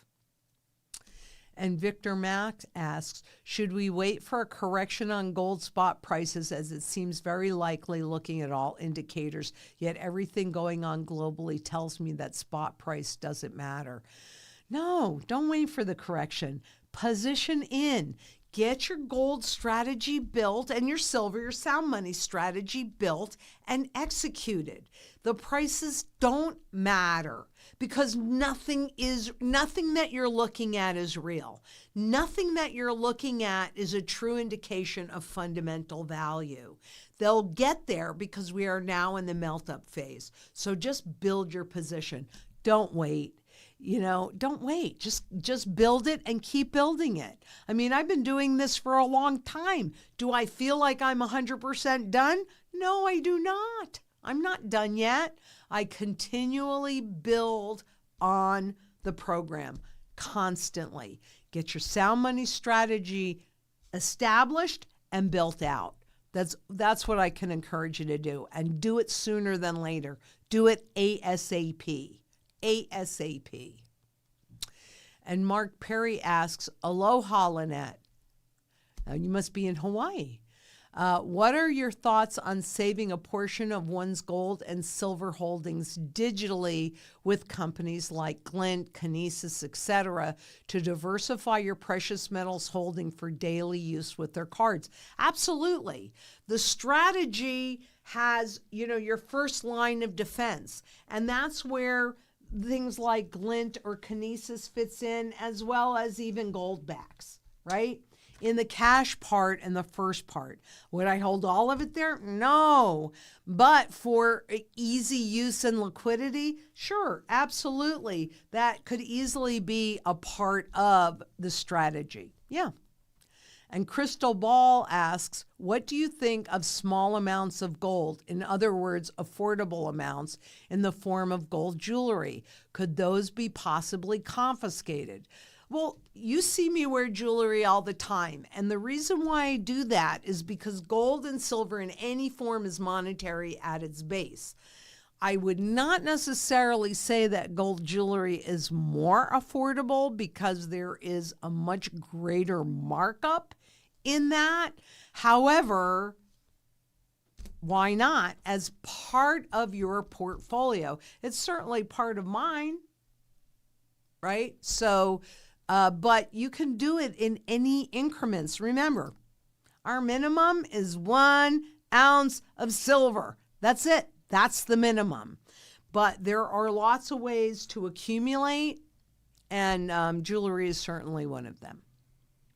And low blood, and could those possibly be confiscated? That is considered more like a collectible, kind of similar to this. And low blood pressure asks, you are our Uncle Al. That is a great honor. Thank you. I hope I can impart as much wisdom to you as he did to me. And I appreciated him, and I appreciate you. Thank you very much. And Tina asks, hi, Lynette, excited for my appointment with Sari on Thursday. Oh, yay. But sure wish I had received the suggestion for your channel years ago, but better late than never. Thank you for providing such good info. It is my pleasure, Tina, and thank you so much for your support. We really appreciate it because we are a community, and I'm sure you're going to love Sari. And Budman asks, hi, Lynette, is the Japanese reverse carry trade starting to unwind? Are they going to be raising interest rates? Good question. It is totally the global bond market, and especially the long-term bond market, not just in Japan, but on a global basis, that it is unwinding. And let me just remind you as a simple lesson that if this is interest rates and this is market value, all bonds must be valued at market. So if this is when it's issued and it has a stated coupon and a stated maturity date, when interest rates go up, the market value of the bonds go down. The longer maturity, the greater that fluctuation, up or down. So when interest rates go down, the market value of the bonds goes up because all bonds must be valued at market. This is a big problem since they held interest rates at 0 for 15 years. So all that debt that's on the books of all the central banks and all the banks and all the debt that was issued in terms of mortgages and car loans and all of that, it's all way undervalued with interest rates at this level. So if there's a run on a bank, that bank's going out because they'd then be forced to sell and take these losses rather than holding the value on their books at when issued, in other words, par value. So, yeah, are they going to be raising rates? Every time they raise the rates, it creates an unwind and creates less stability in these markets. But the market itself, the bond vigilantes that you've heard of, they can force the rates up as well. And that's what's happening in the 30-year, in the longer term markets, both in Japan, in the US, in the EU, everywhere. The bond markets are in crisis and we don't even realize it. And that's how money's created in this system. And what we also don't know is the level of derivative bets against all of these bonds, for goodness sakes. That's what's going to really take us down, because a lot of that leverage, God knows, 1,000 to 1. So for every $1 in equity, they have 1,000 levels of debt. So when that trade goes bad, that equity is gone in a heartbeat. Yeah. Are they going to be raising the rates? Nobody wants to raise the rates. They want to lower them. And they want to create more inflation. That's the deflation, the devaluation trade. That's inflation. It's a devaluation of the currency. And boy, ask Wall Street. That's a good thing. Yay! Oh my God. I'm telling you, when I saw that, I just shook my head. I went, it's an indication of where we are. For things to be so out in the open and the markets to go up. Yeah. Why? Is it really the markets going up or is the currency going down? I'm certain. I was pretty sure before I left, and I think I said I believe we are in the melt-up phase. Yeah, we're in the melt-up phase. Nothing's going to matter. The markets are going to keep going up. Nothing's going to matter. Just get gold, get silver, ASAP. And John Lyon asks, Lynette, do you see the chance of a dip in gold price anytime soon before it goes up? You know, technically it's overbought, and technically there is a gap, and at some point that gap will be filled, but I can't tell you when that's going to happen. And the other part of that is it might not, because we're in the melt-up phase. It'll happen at some point, but it could be way down the road, and in the meantime, you're going to be losing the opportunity to get properly into position. That's what I'm telling you. Get properly into position ASAP. It's severely undervalued. It doesn't matter what the spot price is. Just accumulate it. And Fred Lamond asks, good afternoon, Lynette. Silly question. Cleaning my drawers out, found some Dinar. I bought about 14 years ago. Do you think it will ever get revalued? It's not a silly question because there are no silly questions. But no, I do not think it will ever regain its value, Fred. History tells us it doesn't. I've got a whole bunch of currencies here, including some U.S. currencies that have no value, and they will never be revalued. So no. And if you stop and think about it logically, why would a government allow that much wealth to immediately flow out of the country? They don't. So no, it will never be revalued upward anyway. And Robert Green asks, is it time to stack fiat for a pullback in constitutional to back up the truck? 35 times Hertz. Is it time to stack fiat?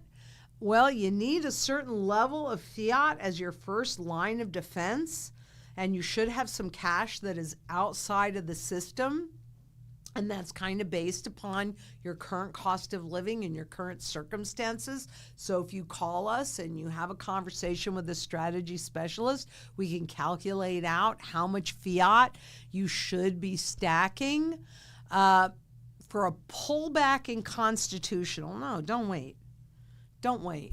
Just get it while you can, because in the physical world, there's a finite amount. There's an unlimited amount of this garbage. There's an unlimited amount of this garbage. Now, people argue with me over that, but how many coins are out there? How many divisions? Blah, blah, blah. I'm not an engineer, and I'm not a specific kind of engineer. You know, they're creating, how do you create a mint? Go back and read the 1996 NSA white paper. But there's a finite amount of this. So just get it done. Just get it done. And Psalm 91 PV asks, Jim Rickard says gold will be revalued to 20,000 plus. What say you, Lynette? Well, I would say that by the time the revaluation happens, and somebody asked me this question, actually, Riley, one of our strategy specialists, I had my meeting with her yesterday, and she asked me this question and brought up Jim Rickards. And I've learned a lot from Jim Rickards over the years. And he does look at the gold valuation in a very similar way to the way that I do it, in that you're looking at the level of debt and you're looking at how much physical gold exists. This level of debt, I mean, they can keep creating debt into the stratosphere, but there's a finite amount of gold.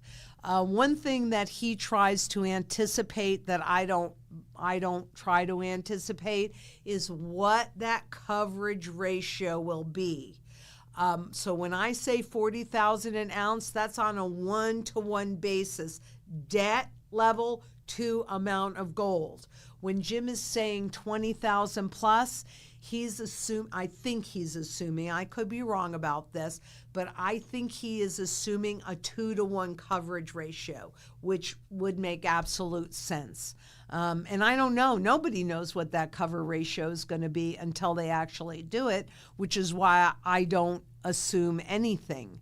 However, even though I'm sitting here and saying $40,000 today, by the time they do that first revaluation, I mean, we could see it go up in terms of dollars, in US dollars, 3,500%, like it did in Venezuela, right? Because there's an unlimited amount of dollars that can be created. And I'm not even talking about printing. It's cheaper and easier to create it by, just pushing a button, for goodness sakes.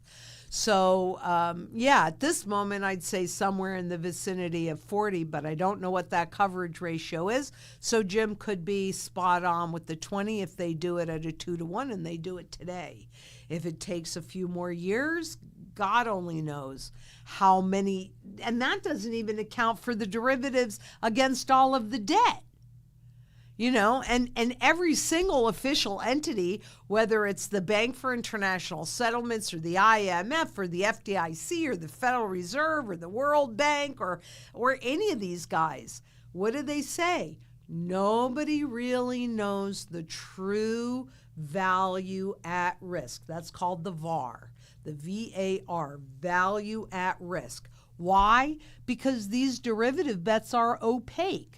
And they're all based on leverage. And nobody knows. Nobody knows. They made them so complicated, nobody really knows. That's not a good thing. Okie doke. And GD asks, Lynette, the strategy seems to be the use of crypto to erase the debt. How? Can you please explain? And should we also be buying Bitcoin? Many thanks. Okay, first I will say that you need to do whatever it is that you feel comfortable doing. Their strategy seems to be the use of crypto to erase the debt. It doesn't erase the debt.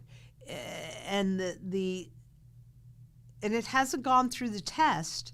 And it takes a lot of water and it takes a lot of energy to create these cryptocurrencies, and that water and energy is burned up. It's used up. It is no longer available for any other use. Gold and silver also take energy and water to be mined, but especially gold is indestructible. So the energy that it takes, everything that it took to mine this gold, can be used in every single sector of the global economy. Their strategy is to transition us into a full surveillance economy where they dictate to you what you buy, when you buy, how you buy it, what you think, how you execute. That's the strategy. And if you go totally into cryptocurrencies and eliminate even the physical money, which creates some level of limitations, and just like the gold created fiscal responsibility that governments didn't want to, they had to get the gold away from the public because the public had the power. Well, the dollars still protect your principal. They don't protect your purchasing power, but they do protect your principal, and they need to attack the principal because they've already gotten all your purchasing power. So by eliminating that and going into cryptocurrencies, your principal is no longer protected.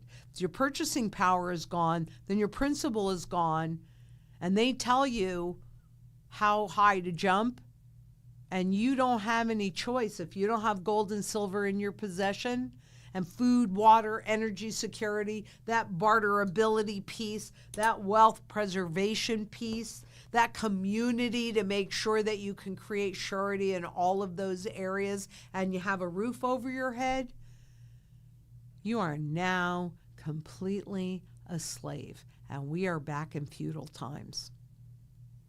Nope, I don't agree to that. And you vote with your wallet. So if you convert your garbage fiat into sound money, that's your vote. That's my vote. That's your vote. Take your power back. Do it. Do it. And Mona, and I mean, if you want to buy Bitcoin, buy Bitcoin. I mean, I can't tell you not to. The reason why I don't is because I know that's a Trojan horse to usher in the new system. And so I can't support the lie. I can't do it. But you can do anything you want, and I'm not even going to look at you differently. I'm just in a different position. And I have to live my words. I have to. And I know that's a Trojan horse. That's why I've not bought it. And I'm not a trader. I'm not a short-term thinker anyway. And Mona asks, don't own any metals. Where can I start small? Maybe coins. Yeah, Mona. 1 ounce of silver. Probably it's somewhere around $45. That's where you can start. Maybe you have some sterling silver flatware. It's 92.5% pure. Aunt Bessie's silverware, picture frames, 925 silver jewelry. Maybe you have some gold jewelry. So there are lots of ways that you can start with very little money, and you might have already started and just don't realize it. But from us, because we feel so strongly that everybody needs to own gold and silver, 1 ounce of silver minimum, 1 ounce. It's an easy way to start. And Shelley Wheeler asks, should I cash out some 401k funds to buy some precious metals? Well, Shelley, you've got to do what you're comfortable with. But at one point I had a SEP IRA, and I don't have it anymore. But I sure do have a powerful retirement plan. So I can't tell you what to do, but I can tell you what I've done, and that would be a choice that I would make. Absolutely. I didn't have a 401k, I had a SEP IRA.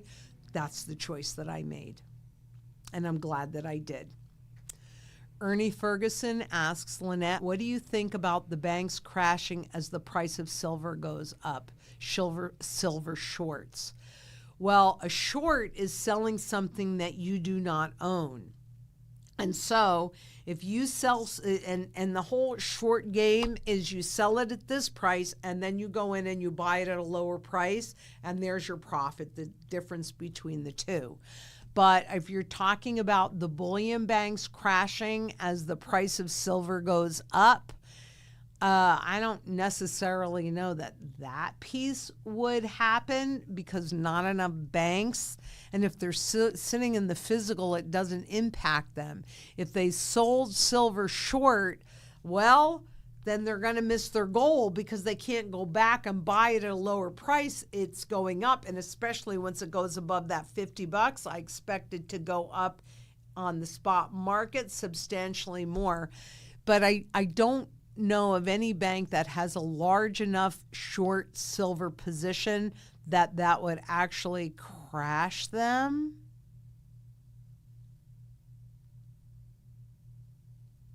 But this is all going to be so interesting to see anyway, because in those contracts, the spot market contracts, they've created a ton of gold and silver that does not nor ever will exist. It's when that piece is revealed, and that's what a surging price, and the fact, remember, the beginning of the year, we had a whole bunch of physical gold and silver shipped into the U.S. because in the U.S. it's mostly contracts.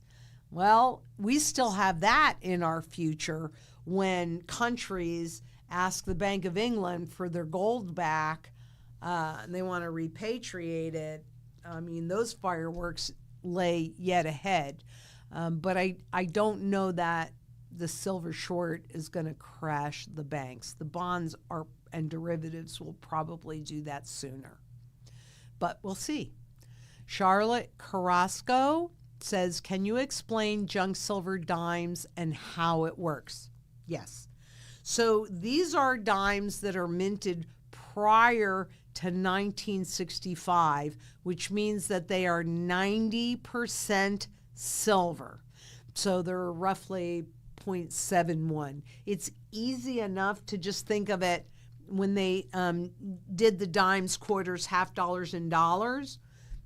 Roughly, remember they're 90%, but a dime is roughly a tenth of an ounce. A quarter is roughly a quarter of an ounce. A half dollar is roughly a half an ounce, and a silver dollar is roughly an ounce. Now, the new silver is 99.99 pure, but the ones that were minted prior to 1965 are 90% pure. So when you're looking at a silver dime, you keep in mind that there's silver content in here. And as an example, you're going to have soon, we're working on a program for you. This is an old dime. I only have old dimes in here. They made the new dimes after 1965 that have no silver in it whatsoever. But they look pretty much the same. But if you look on the rim of the coin, prior to 64, you'll see that there's no copper. It all looks silver. After that, you'll see a little line of copper because it's just coated in a silver-like material.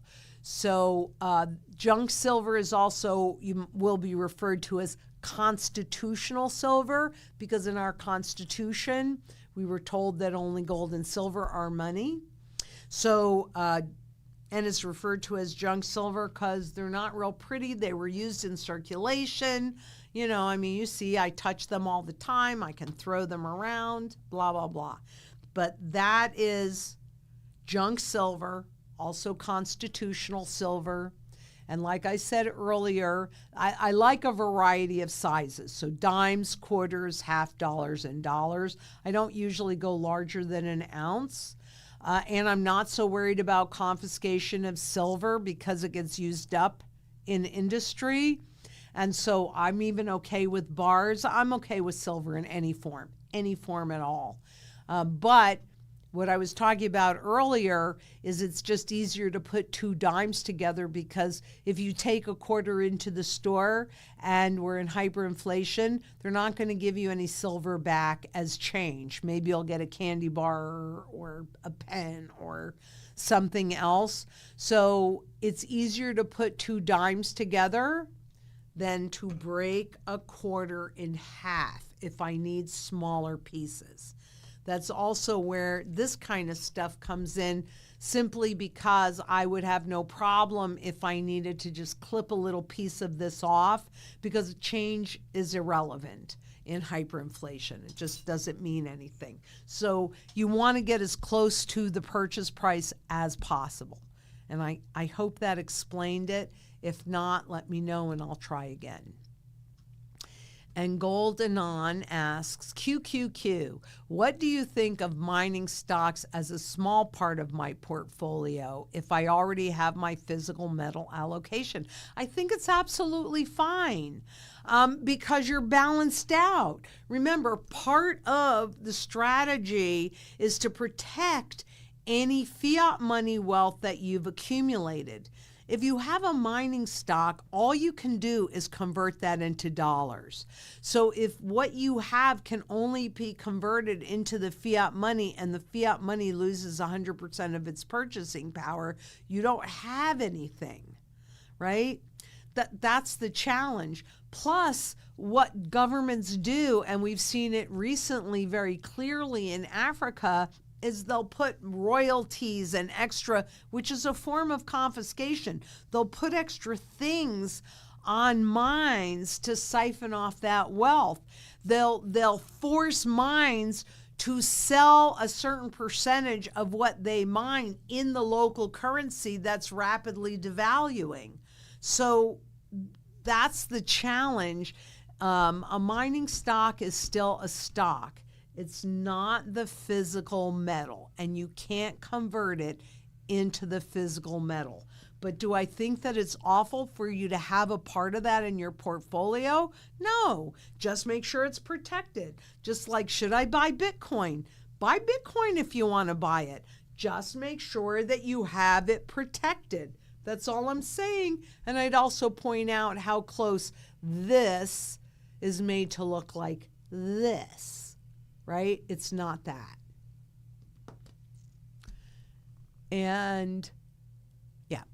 And Psalm 91 PV asks, quantum computing will soon be able to break the encryption of Bitcoin. Probably, and do a whole lot. You know, more than that too. Quantum computing will make having sound money in your possession that much more important. I mean, as technology speeds up, I remember as a child, I think my grandfather, he might have actually been born earlier than this, but I always kind of remember, I think he told me at one point that he was born in 1875, which means that he saw automobiles and electricity in the homes and bathrooms in the homes and water in the homes and all sorts of TVs. I mean, we were one of the first families on our neighborhood to have a TV, and that would have been in the late 50s. You know, and I used to marvel as a child at all of the innovation and inventions that he saw in his lifetime. Well, guess what? As this technology speeds up, so do the innovations. And as these experiments are created, there are also other problems that we cannot foresee that are created with them.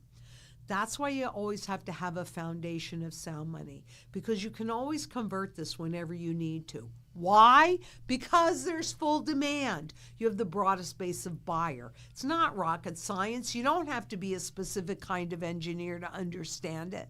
You know, it's really simple supply and demand. This is your solid foundation because it has the broadest base of demand. Yeah, quantum computing, any level of privacy. If you are not as independent as possible, creating surety in those things that you need to lead a reasonable standard of living, and you are dependent upon those that would rather take advantage of you and your naivete, then you're back in the feudal system. We can prevent that. We can stop that. Let's do it. That's all. All you got to do is show up and do it. Vote with your wallets. You think you have enough? I don't think I have enough. I probably have more than a lot of people I know, and I don't feel like I have enough. But I'll keep accumulating until I can't do it anymore. And Mona says, my father gave me a bunch of very old Mexican coins. How do I know if it's silver? Well, silver's non-magnetic. I did a video a while ago on ping tests and things like that, but look on the edge of the coin, okay? Does it look silver all the way around? Also, what's the date of the coin? If you take some pictures and you call and talk to one of our strategy specialists, we can also send the pictures over to our wholesaler and get information from them. So there are a whole bunch of ways to know if what you have is actually silver or just a base metal, but dates are important. I'd have to look up, but that'd be easy enough to just do a search on when Mexico took the silver out of their coinage. And look at the dates on the coins. Are they before that date or are they after that date? That's another way to know. So yeah, great. I hope they are silver for you. Because every country had silver and gold coins at one point. But that's not good for governments because that forces fiscal responsibility. We don't want any of that. And D Princess asks, can you share how you see stable coins would work in the terms of buying a home? Well, since they're dollar backed,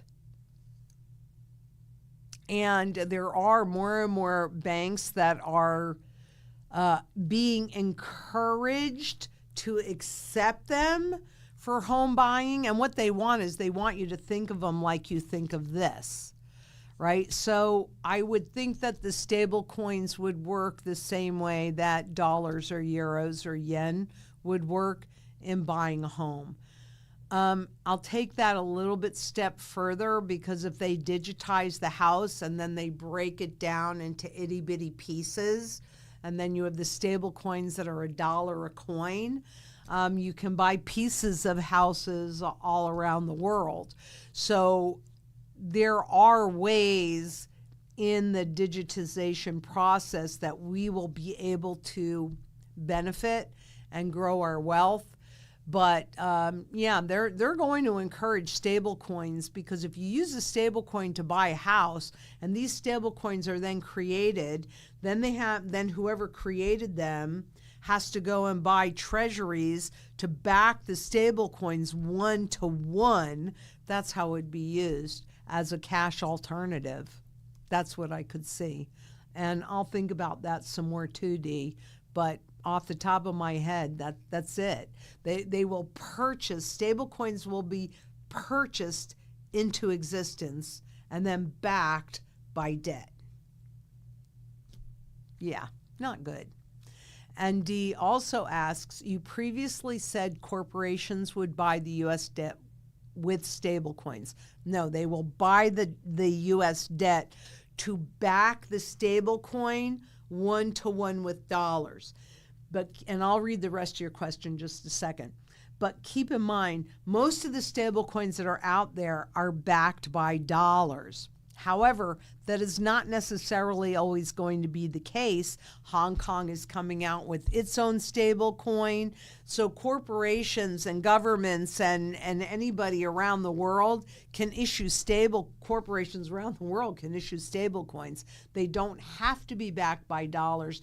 It's just that President Trump signed into law where the stable coins issued here had to be backed by dollars on a 1-to-1 basis.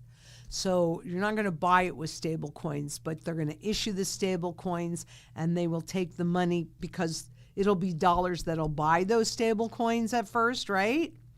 And they'll take those dollars and buy U.S. debt. Does that make sense? If it doesn't, let me know. I'll try again. But wouldn't that mean that these corporations would own our financial system? Ta-da!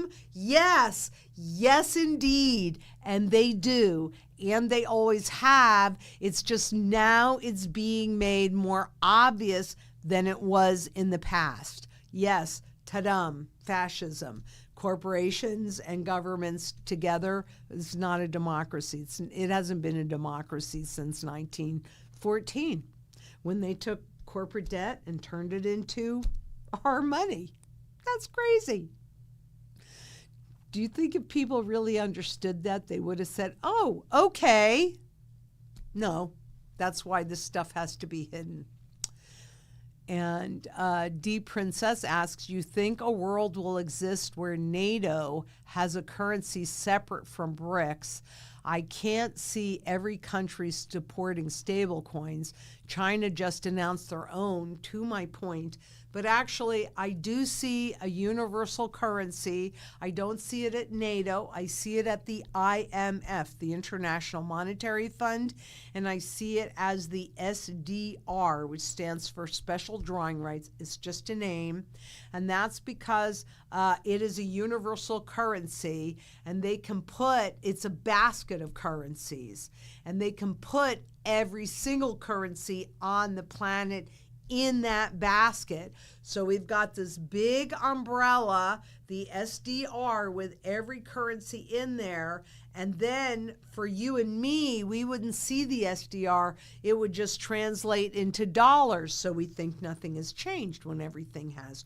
Or yuan. So they think nothing has changed when everything has, et cetera, et cetera, et cetera.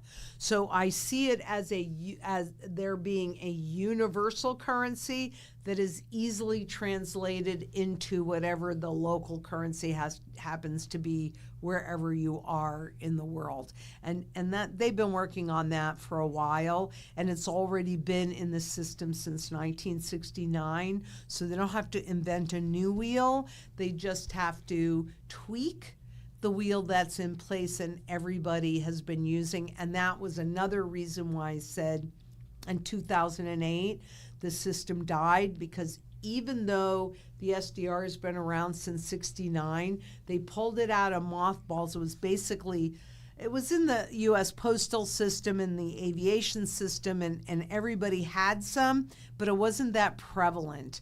And in 2009, they tested all the systems that were in place, like the substitution fund, where if you were sitting on dollar-denominated assets like bonds or dollars or whatever, you could send them into the IMF, they'd put them into the substitution fund, and they'd convert them then into SDR-denominated assets. So, and they've issued a lot more to all of these countries since then. So it's not sleeping anymore. It's awake, and it's been put in the reserves of all of the countries. That just, to me, is the most logical currency to take over as the world reserve currencies. Isn't that the same as like what they're doing with the euro, where they like eliminate kind of like a nation's currency and they use something throughout the European Union? Is it kind of the same idea as that?